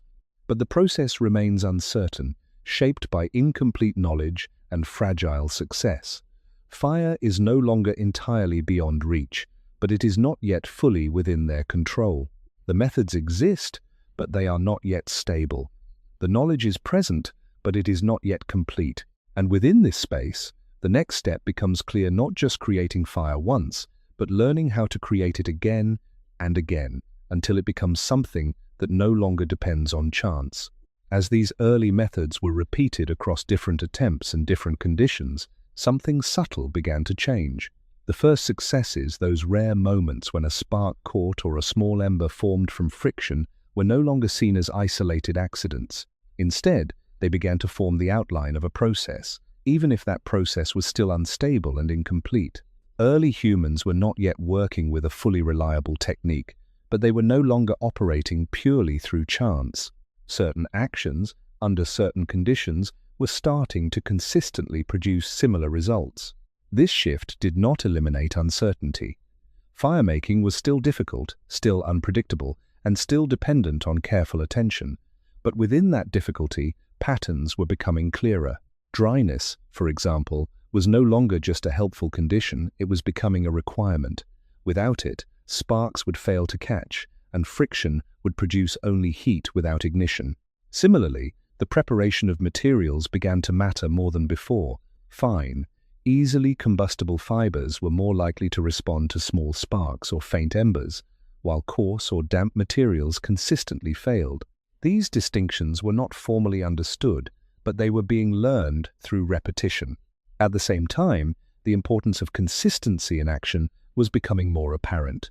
A single successful movement did not guarantee future success, but repeating the same motion under similar conditions increased the likelihood of a similar outcome. This gradual recognition marked an important transition. Firemaking was no longer entirely dependent on unpredictable natural events. It was beginning to respond, at least partially, to controlled human behavior. However, this control was still extremely limited. Even when the right materials were selected and the right actions were performed, success was not guaranteed. Small variations in pressure, timing, or environmental conditions could lead to failure. This made early firemaking a practice that required patience and persistence rather than confidence. Each attempt carried uncertainty, and each success had to be carefully observed and remembered in order to understand what might have contributed to it. Despite this instability, the ability to create fire, even occasionally, would have had a profound impact on early human experience. It meant that fire was no longer entirely dependent on distant natural events such as lightning or wildfires. It could now, in rare but meaningful moments, be produced through direct interaction with the environment. This did not immediately transform daily life, because the process was not yet reliable enough to replace traditional methods of preserving fire. But it introduced a new possibility, that fire could be initiated when needed, rather than only when it was found. Archaeological interpretations suggest that the spread of fire-making techniques would have been gradual, with different groups developing and refining methods independently over long periods of time. The lack of standardized tools or shared instruction meant that knowledge traveled slowly, shaped by local conditions and repeated experimentation. As a result, early fire-making remained uneven in its development, with some groups achieving occasional success, while others continued to rely primarily on preservation. Even so, the direction of change was clear. The gap between preserving fire and creating it was beginning to close. What had once been a complete dependence on external events was slowly shifting toward a form of interaction where human actions played a role in initiating fire itself. This did not yet represent full control, but it represented something equally important: the ability to repeat a result, even imperfectly. And so, by the end of this stage, fire-making exists in a fragile but meaningful form. It is not yet stable enough to be routine, but it is no longer entirely uncertain. The first steps toward controlled creation have been taken, even if they are still scattered and inconsistent. Fire can now begin through human effort, but only under the right conditions, and only sometimes. What remains ahead is not the discovery of fire itself, but the refinement of how it is made until what once depended on chance becomes something that can be done again and again with growing confidence. With time, the rare successes of fire-making stopped feeling like isolated exceptions and began to form a more dependable pattern. Not perfect, not effortless, but repeatable enough that early humans could begin to rely on it in specific situations. This change did not happen through a single breakthrough. It emerged slowly, as experience accumulated and as certain conditions were tested again and again. What once required luck was now becoming something that could be influenced, still fragile, but no longer entirely unpredictable. At this stage, fire was no longer only something that had to be preserved or found. It could also be initiated when conditions were understood well enough. This did not mean that natural fire sources lost their importance immediately. Lightning, wildfires, and other natural events still played a role in providing initial examples, but the growing ability to recreate fire reduced the absolute dependence on those events. For the first time, fire could exist in a cycle that was not fully controlled by nature alone. The key difference now was not just the ability to produce fire, but the ability to recognize the conditions that made production more likely. Dryness, material type, and the quality of motion were no longer accidental details. They were becoming central factors in whether an attempt succeeded or failed. Early humans were beginning to understand, through repeated exposure, that fire was not random in its emergence. It followed patterns, even if those patterns were still difficult to control with precision. As this understanding deepened, fire-making slowly shifted from occasional success to intentional practice. Certain individuals or groups may have become more experienced simply through repetition. They would have noticed which materials responded better, which movements produced more consistent results, and which conditions reduced failure. This knowledge was not yet formalized or shared in a structured way, but it could still spread through observation and imitation. Over time, this created pockets of greater reliability, where fire could be produced more consistently than before. However, even at this stage, fire-making remained sensitive to disruption. A change in weather, a lack of suitable materials, or a small variation in technique could still cause complete failure. This meant that while fire could now be created more than once, it could not yet be guaranteed. Each attempt still carried uncertainty, and each success still depended on careful attention to detail. The process was improving, but it was not yet stable enough to replace the older methods of maintaining fire once it had already been obtained.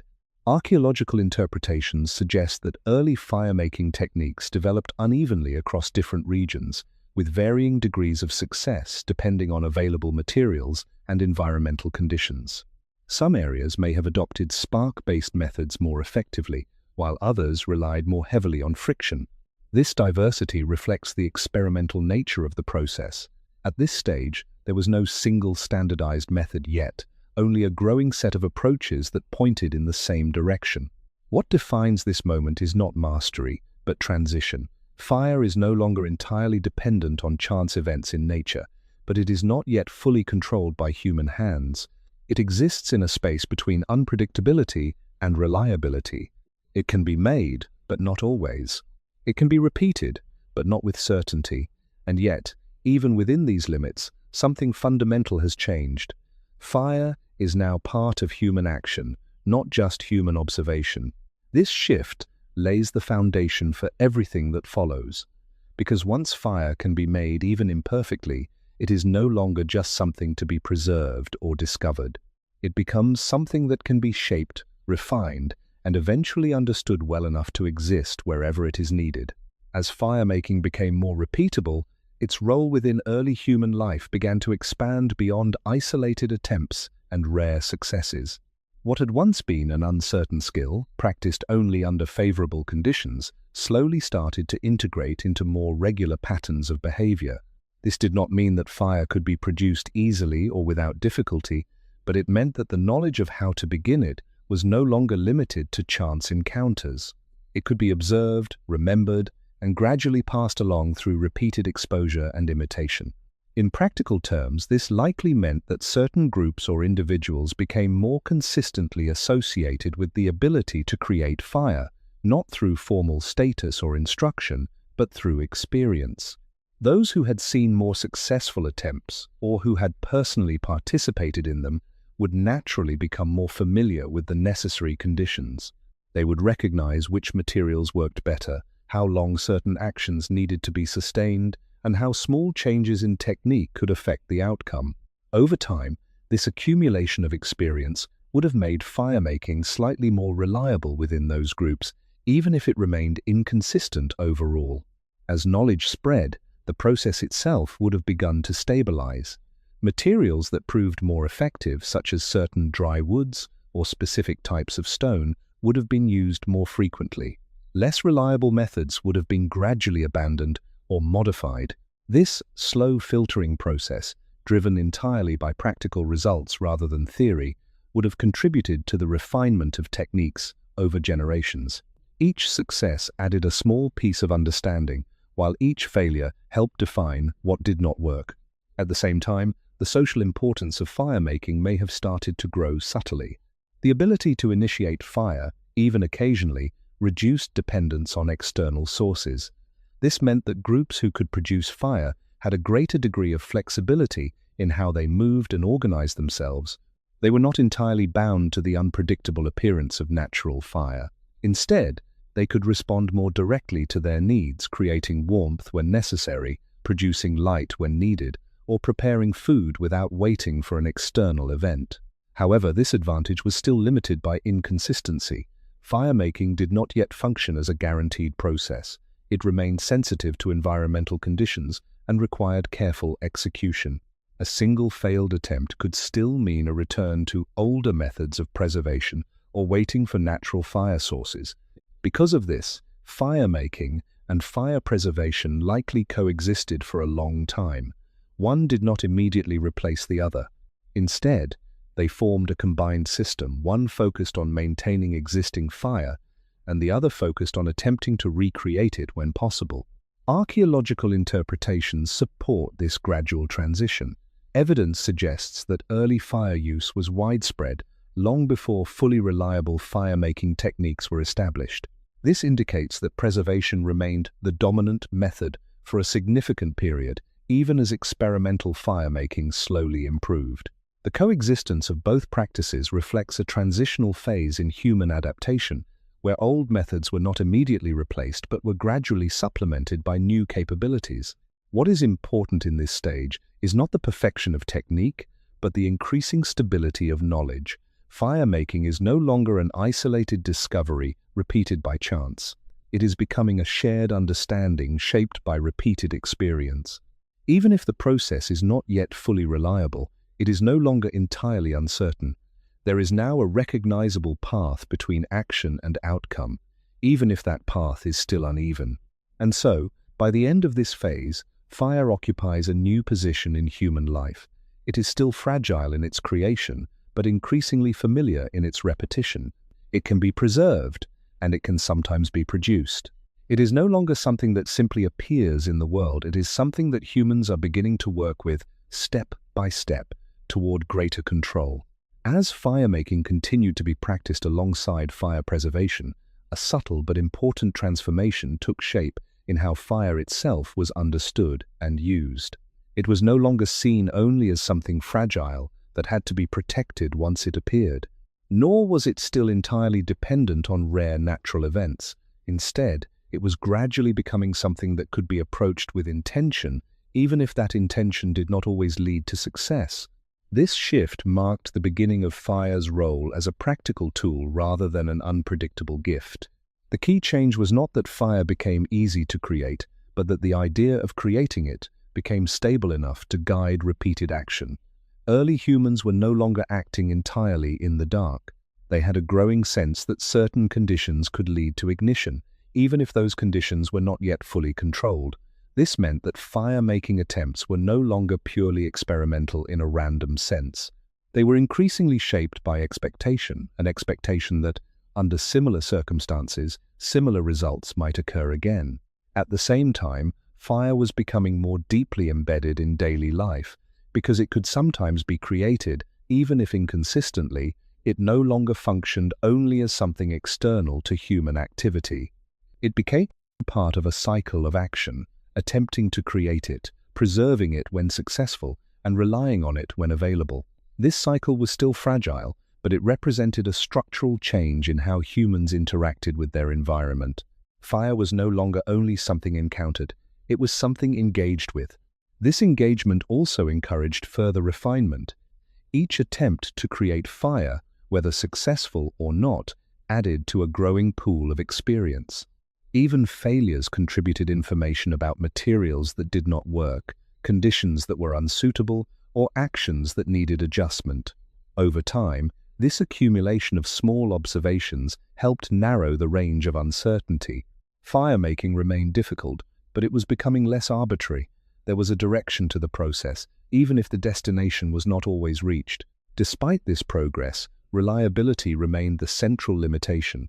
Fire could not yet be produced on demand. A successful attempt might be followed by several failures. Environmental conditions could still disrupt the process entirely. Because of this, fire preservation remained essential. Even as firemaking improved, it did not replace the need to maintain existing flames. Instead, both practices supported each other, one ensuring continuity, the other offering possibility. Archaeological perspectives suggest that this dual system of preservation and creation persisted for a long period. Only gradually did firemaking become reliable enough to reduce dependence on natural sources and preserved embers.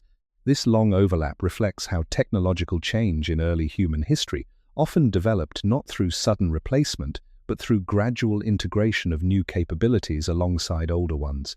What defines this stage most clearly is the emergence of control as an idea, even if not yet fully realized in practice. Fire is no longer entirely outside human influence.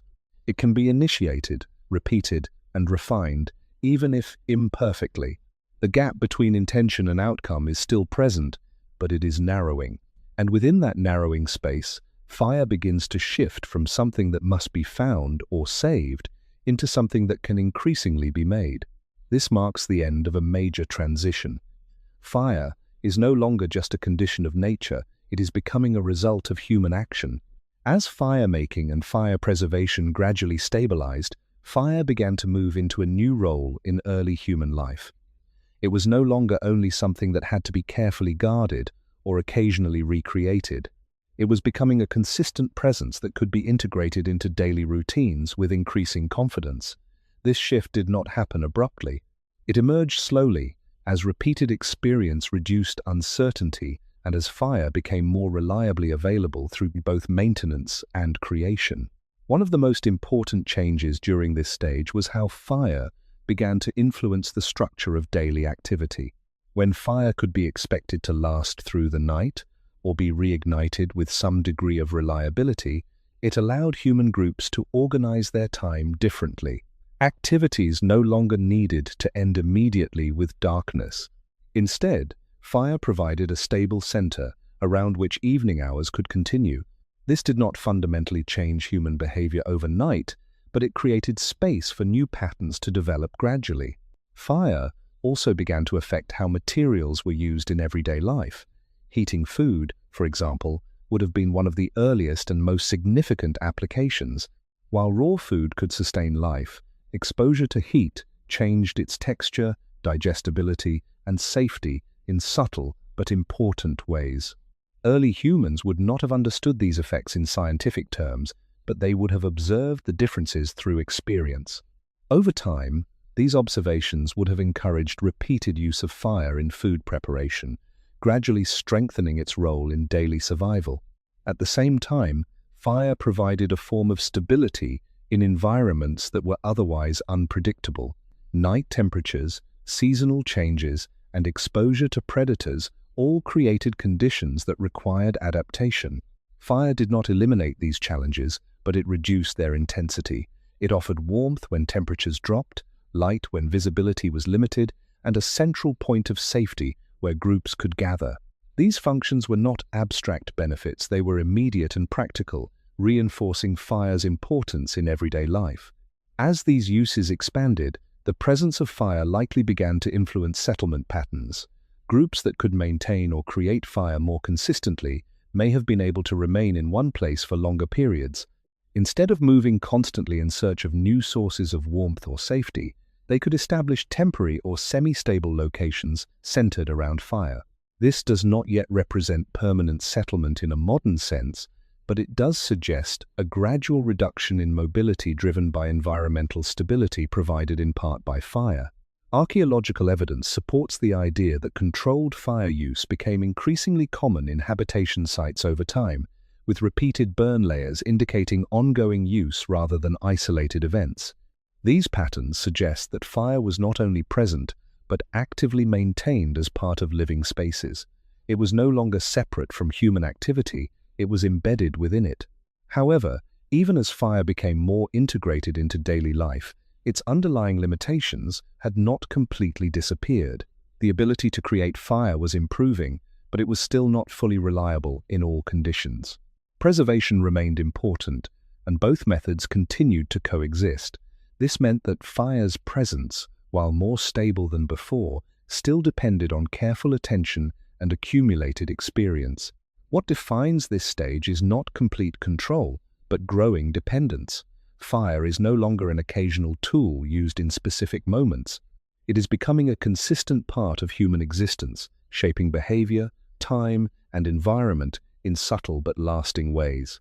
It is present often enough to influence patterns of life, but still uncertain enough to require care. And within this balance between stability and fragility, fire begins to move beyond being a discovery or a skill. It starts to become something closer to a foundation, quietly supporting changes that will continue to unfold over time. As fire became more consistently present in daily life, its influence began to extend beyond immediate survival needs and into the way early human groups organized themselves in space and time. The presence of a stable fire source changed not only what people could do, but also where and for how long they could stay in one place. This was not a sudden transformation into permanent settlement, but a gradual shift in how movement and stability were balanced. In earlier stages, movement was often closely tied to the availability of natural resources and environmental conditions. Groups would shift locations frequently, following food sources, water, and safer terrain. Fire, when it was only occasionally available or difficult to maintain, did not significantly alter this pattern. But as the ability to preserve and occasionally create fire improved, it began to introduce a new factor into decisions about staying or moving. A reliable fire meant warmth during colder periods, light during darkness, and a central point around which daily activities could be organized. These advantages made certain locations more suitable for longer stays, even if only temporarily. Over time, this may have encouraged the repeated return to familiar sites where fire could be more easily maintained. Such places would have offered practical advantages: access to fuel, protection from wind or rain, and environmental features that made fire easier to sustain. As these sites were reused, they would have accumulated physical traces, layers of ash, burned materials, and signs of repeated human presence. These accumulations, in turn, made the sites even more suitable for future use, reinforcing a cycle of return and reuse. Within these more stable locations, fire likely began to play a structural role in daily organization. Activities such as food preparation, tool making, and social interaction would naturally center around it, not only because of its practical uses, but because it provided a consistent focal point. In environments where darkness limited visibility and colder temperatures restricted activity, fire extended the usable hours of the day. This extension of time allowed for more continuous interaction among group members, subtly changing the rhythm of daily life. At the same time, the ability to maintain fire reduced some of the urgency that had previously driven constant movement. While fire alone did not determine settlement patterns, it contributed to a broader set of conditions that made longer stays more feasible. When combined with other factors such as food availability and environmental stability, fire became one of several elements that supported a gradual reduction in mobility.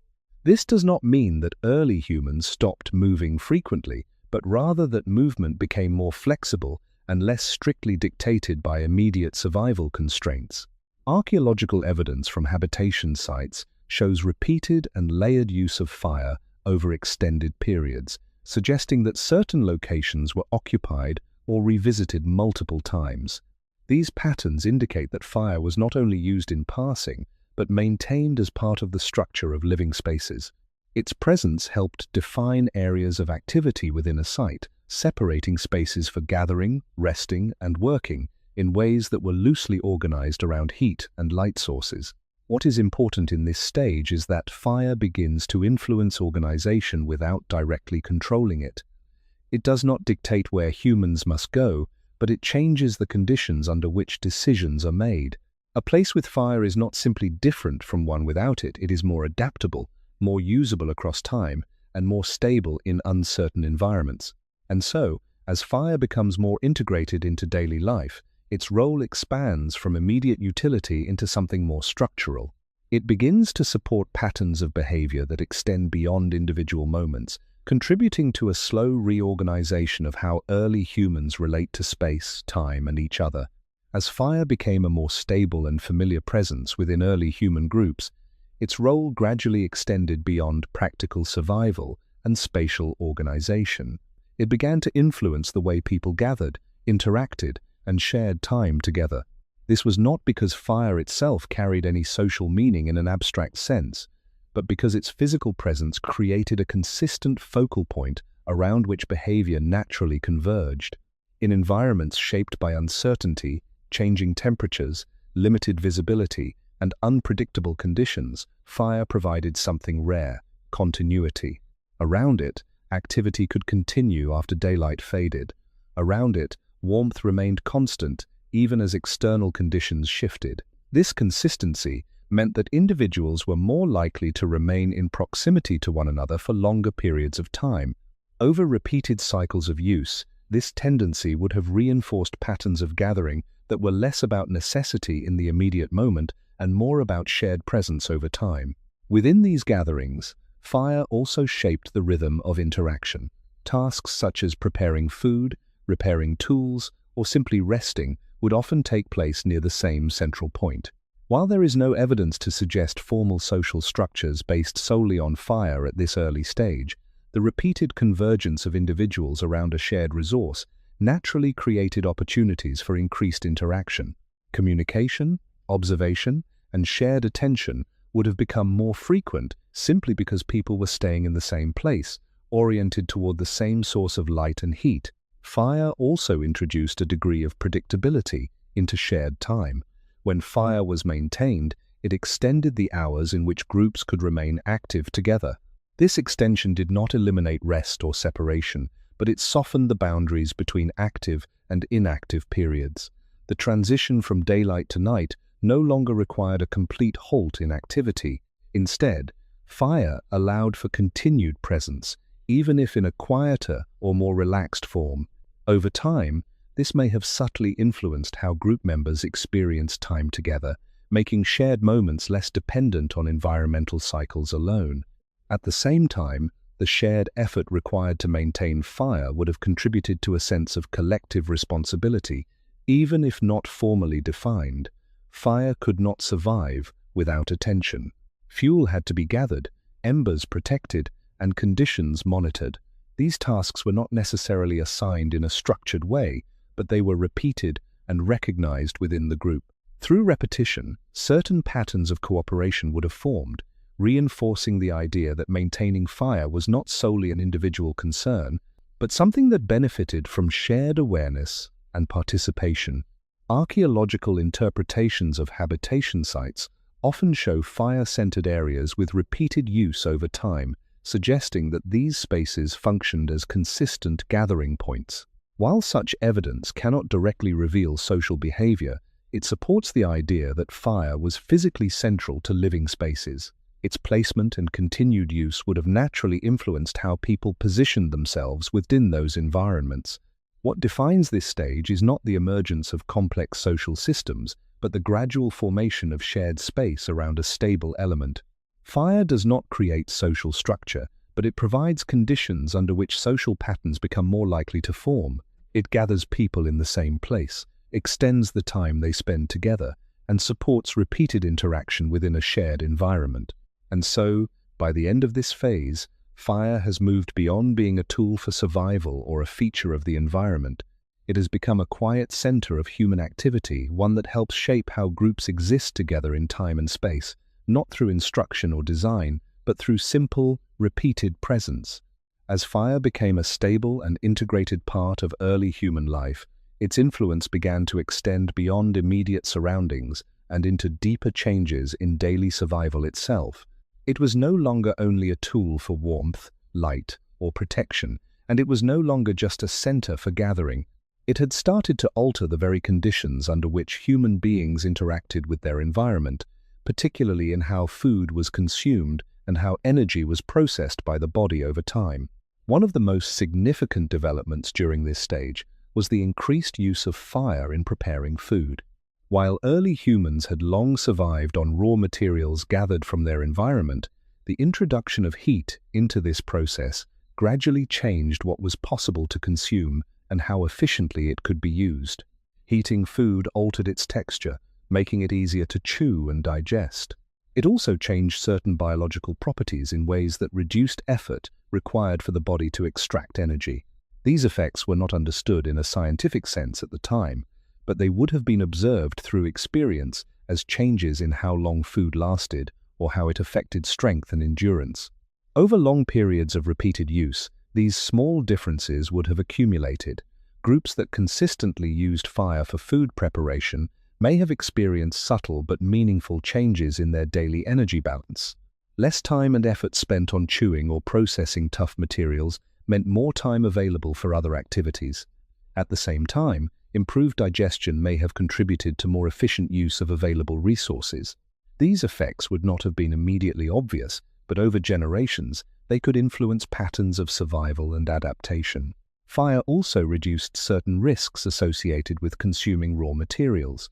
Exposure to heat can eliminate or weaken harmful elements present in food, although early humans would not have understood this in terms of microbes or pathogens. Instead, they would have observed that cooked food often appeared safer, more consistent, and less likely to cause immediate negative effects. This experience-based understanding would have reinforced the repeated use of fire in preparation, gradually making it a more standard part of daily survival practices. At the same time, the use of fire in this way required consistent access to both fuel and controlled burning conditions. This meant that the earlier developments in fire preservation and fire-making were essential foundations. Without the ability to maintain fire across time or recreate it when needed, these new applications would not have been possible. The stability of fire use allowed it to move from occasional assistance to regular involvement in one of the most fundamental aspects of human life, eating. Archaeological interpretations suggest that evidence of controlled fire use in relation to food becomes more consistent over time, although it is difficult to determine exact timing or intensity in early stages.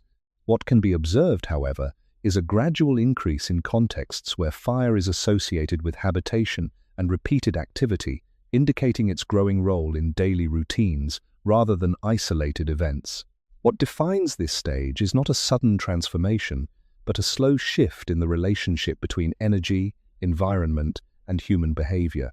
Fire begins to influence not only external conditions, but internal processes of survival. It becomes part of how the body interacts with the world, changing the efficiency of food use, the stability of energy intake, and the structure of daily effort. And so, as this final phase begins, fire is no longer only something humans use. It becomes something that quietly participates in how humans live, shaping the conditions under which life itself becomes more sustainable, more flexible, and more adaptable over time. As the use of fire became more consistent in daily life, its influence continued to extend beyond immediate survival and into longer-term changes in how early humans lived, moved, and adapted to their environment. What had begun as a fragile tool for warmth and light was now becoming a stable element that quietly shaped patterns of health, energy use, and environmental interaction over time. These changes were not sudden or immediately visible, but they accumulated gradually across generations through repeated experience. One of the key developments during this stage was the increasing stability that fire brought to living conditions. In environments where temperature fluctuations, seasonal changes, and nighttime darkness could significantly affect survival, fire provided a form of environmental buffering. It reduced the severity of cold periods, extended usable hours of the day, and created more predictable conditions within living spaces. This stability did not eliminate environmental challenges, but it softened their impact, allowing human groups to adapt with greater flexibility. At the same time, fire began to influence how early humans interacted with materials beyond food. Heat allowed certain natural resources to be transformed into more durable or usable forms. Wood could be hardened or reshaped. Some natural materials became easier to work with after exposure to heat. Even without formal understanding, repeated observation would have shown that fire could change the properties of objects in ways that made them more suitable for specific tasks. This expanded the role of fire from a survival necessity into a practical tool for shaping the environment.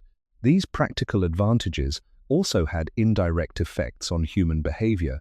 With improved access to processed food, warmer living conditions, and more adaptable materials, the demands of immediate survival may have become slightly less constant. This does not mean life became easy or secure, but rather that small amounts of time and energy could be redirected toward other activities. Over long periods, such shifts can influence patterns of behavior, allowing for more variation in daily routines and gradual expansion of skills beyond basic survival tasks. Fire also reinforced the importance of location and continuity. Sites where fire was consistently used became more than temporary stops. They became places where resources were accumulated, where knowledge was applied repeatedly, and where daily activities were organized around a stable center. This did not yet represent permanent settlement in a modern sense, but it marked a gradual movement toward longer and more structured use of specific locations. Archaeological evidence from repeated habitation layers suggests that fire was often present in these sustained activity areas, indicating its central role in maintaining continuity over time. The presence of multiple burn layers in the same location points to repeated cycles of use, abandonment, and return, all anchored in part by the ability to re-establish fire. This continuity is important because it shows that fire was not only used in isolation, but as part of ongoing patterns of human presence in specific environments. What defines this stage is the deepening integration of fire into the structure of life itself. It is no longer only a response to immediate needs, nor simply a tool for survival.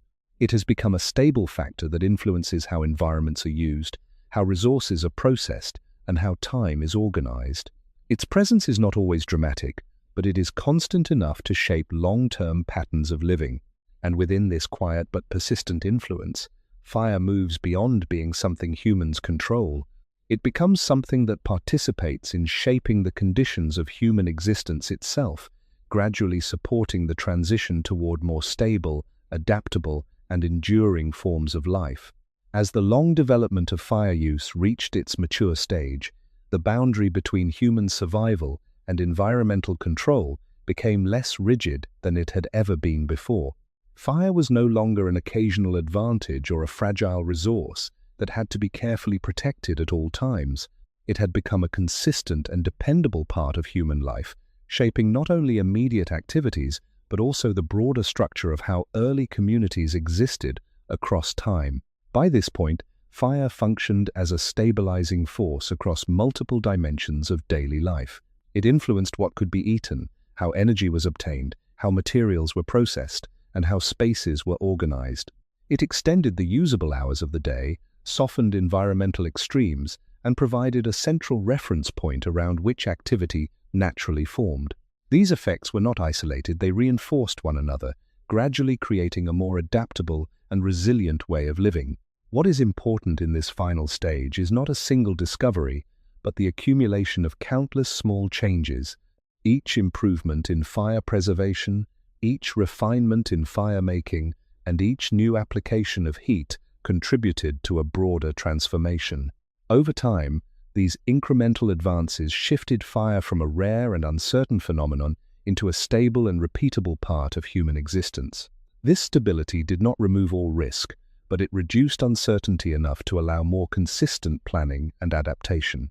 As fire became more reliable, its role in human development also became more foundational. It supported changes in diet, which in turn influenced physical energy and long-term adaptation. It enabled longer periods of activity into the night, which gradually altered how time was experienced and organized. It supported the use of new materials and techniques, which expanded the range of possible human actions. None of these changes occurred in isolation, but together they contributed to a slow and continuous transformation in how humans related to their environment. Archaeological and anthropological interpretations suggest that controlled fire use is closely associated with significant shifts in early human evolution, including changes in settlement patterns, tool use, and daily organization. While exact timelines remain uncertain, the consistent presence of fire in habitation contexts indicates its deep integration into human life over extended periods. It was not a temporary innovation, but a persistent factor that shaped long-term development. What defines this final stage is the completion of a long transition. Fire begins as an unpredictable natural event, becomes a preserved resource, then a partially controlled tool, and finally, a stable foundation embedded in everyday life. Each stage builds on the previous one, without erasing it entirely. Even in its most advanced early form, fire still required attention and care. But the level of control achieved was enough to fundamentally change the conditions of human existence. And so, by the end of this journey, fire is no longer something discovered in the world. It is something that humans carry with them, maintain within their spaces, and use to shape their survival in a consistent way. It has moved from the outside environment into the center of human life, not as a mystery to be feared, but as a quiet, constant force that supports how life continues, adapts, and evolves over time.